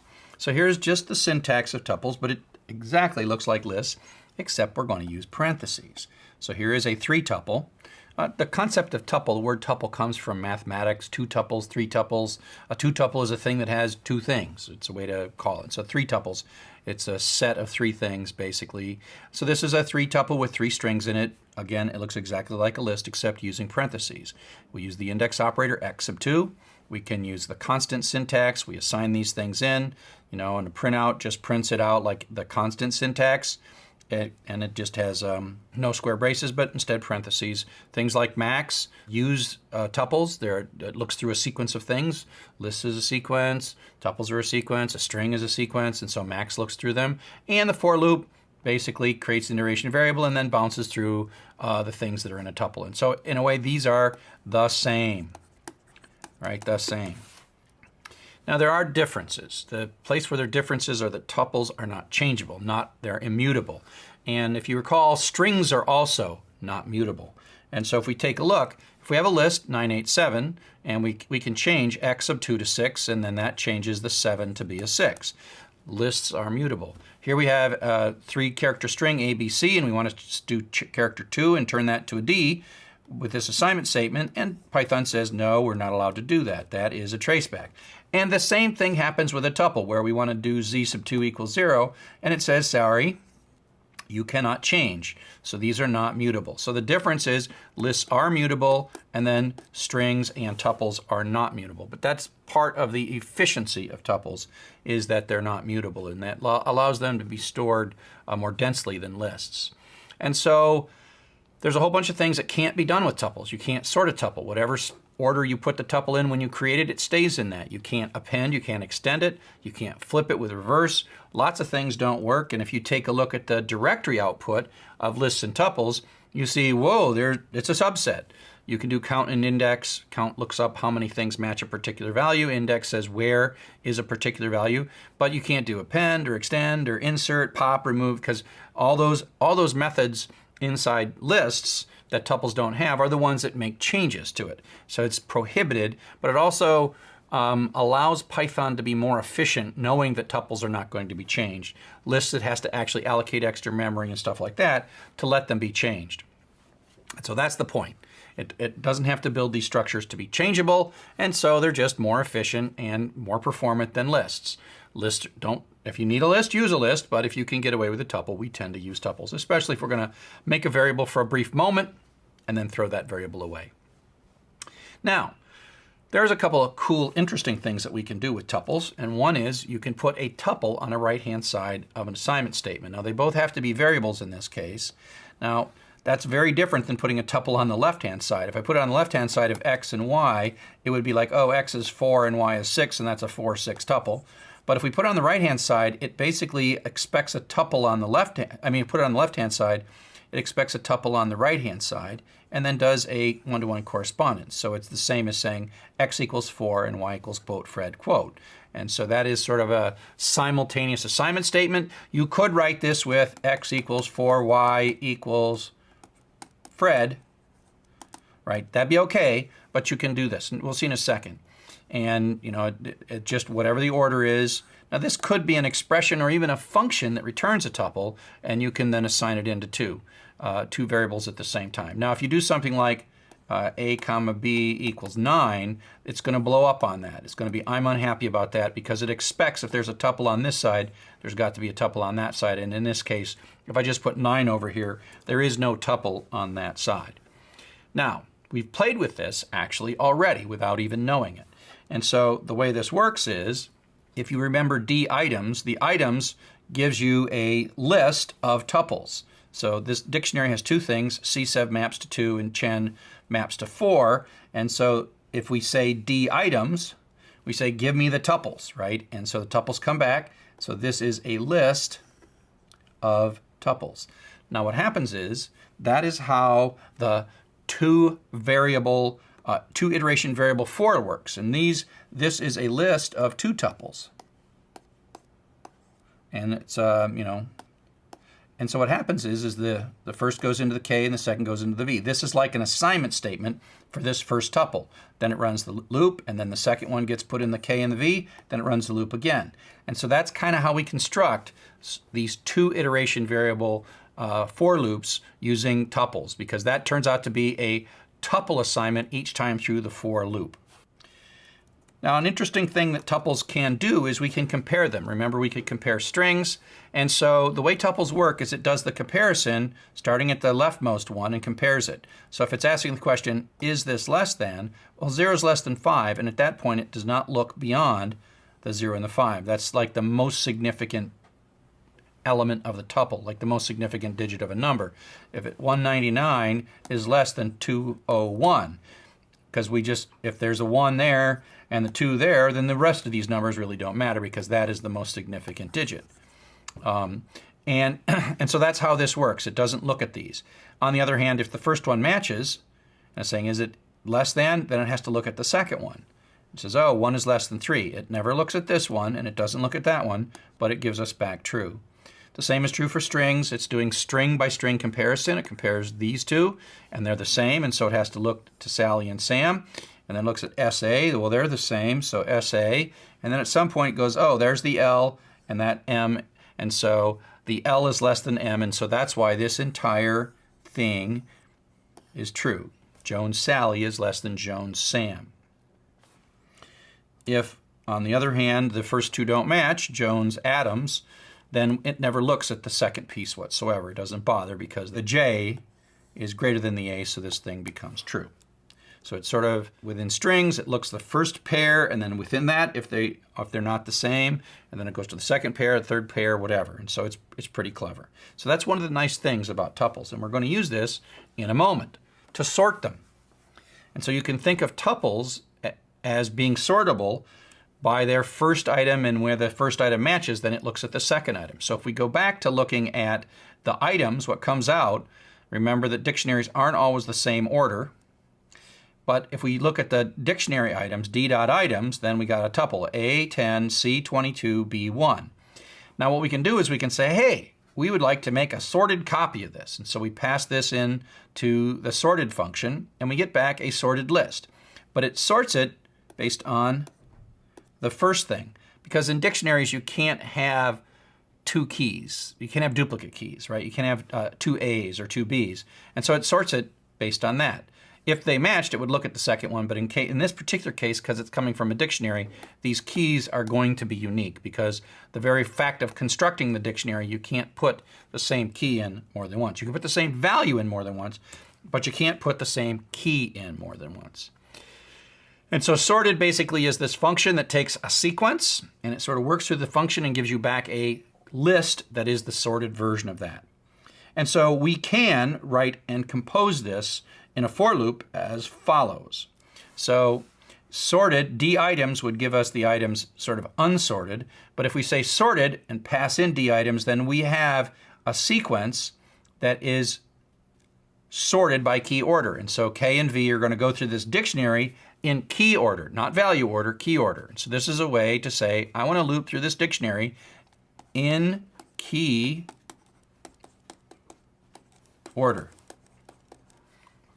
And so that's what's going to come out. So it's going to print out A, B, C. Regardless of the order inside the dictionary, we sort it before we loop through it, and so that's how we're going to get this thing in key order, but not value order. Now, we're going to quickly get to how do we sort by value.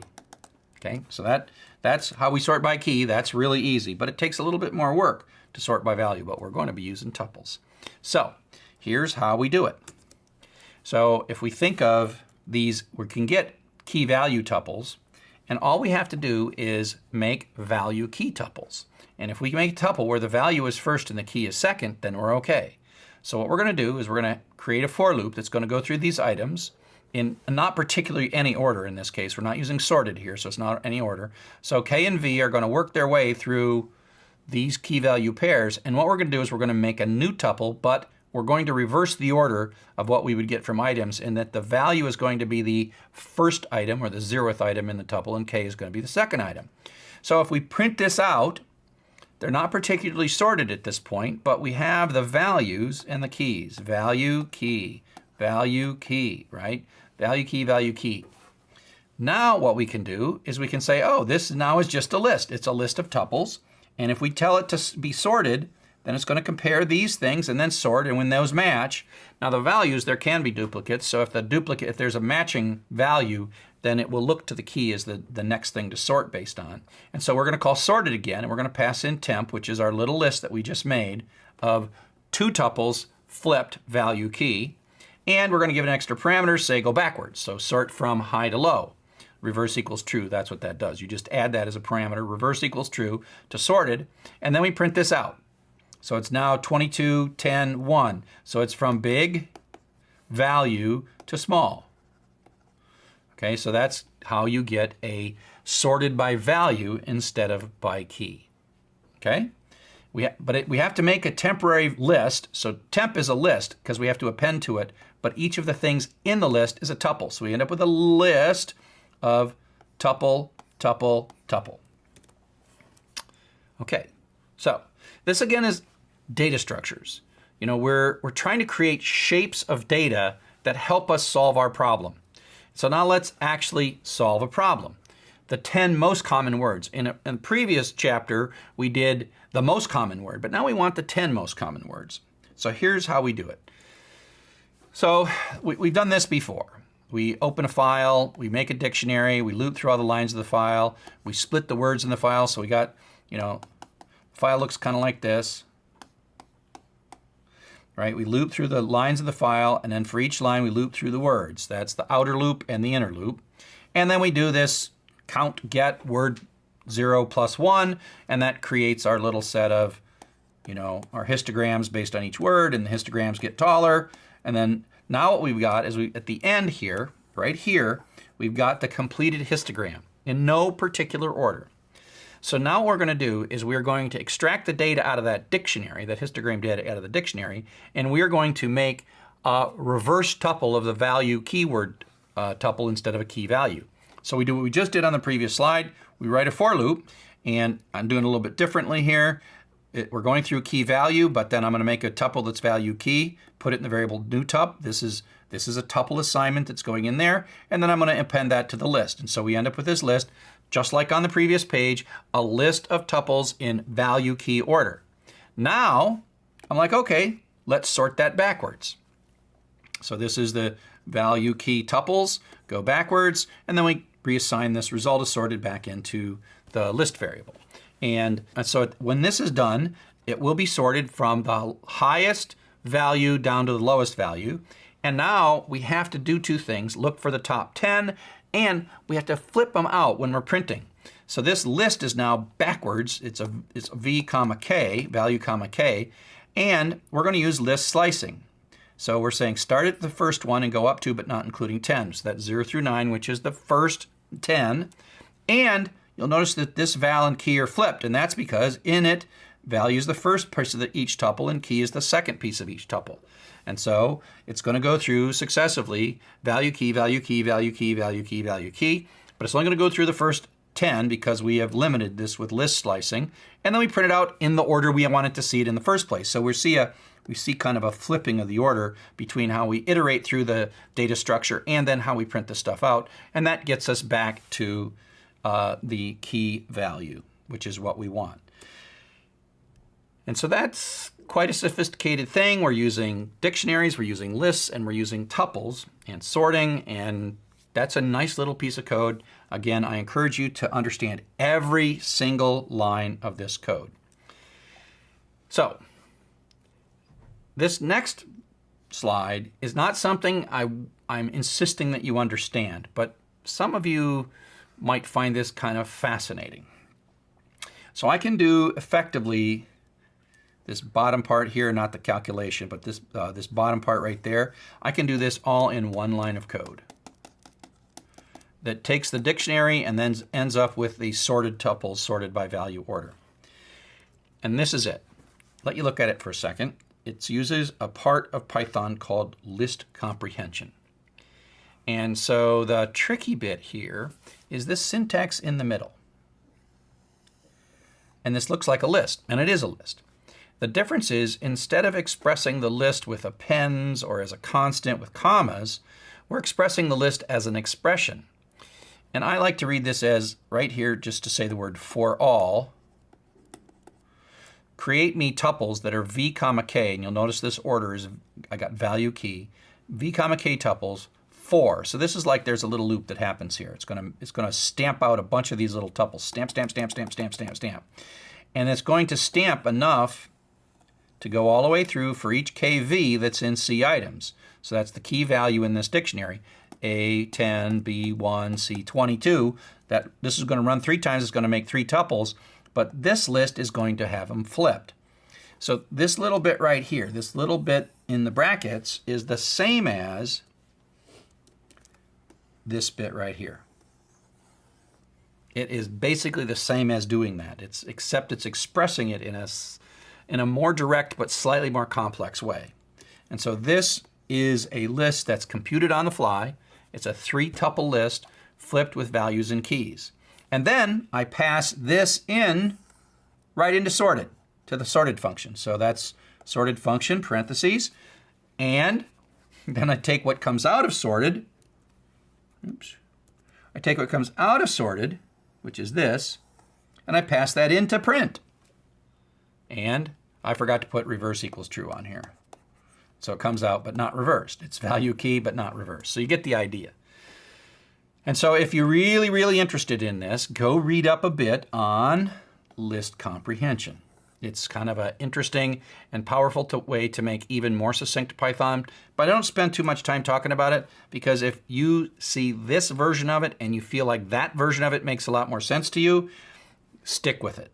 If this version makes a lot more sense to you, then use it. I mean, once you get good at it, both of them sort of equally speak to you, but it's probably easier if you're certainly beginning to use more simpler primitives, and here, once you're more sophisticated, using sort of these more powerful primitives, okay? So that's a quick run through tuples. We talked about how they're pretty much like lists. You can't change them, you can compare them, they're sortable, and you can have the 2 values that get into an assignment statement, and we can now sort dictionaries by key and value by constructing a data structure, i.e. a list of flipped tuples, and then sorting that, and we use that to sort of, sorted is there for us, and if we can set the data up in a way that sorted does what we want, then we get the data that we want, and we're really taking advantage of data structures.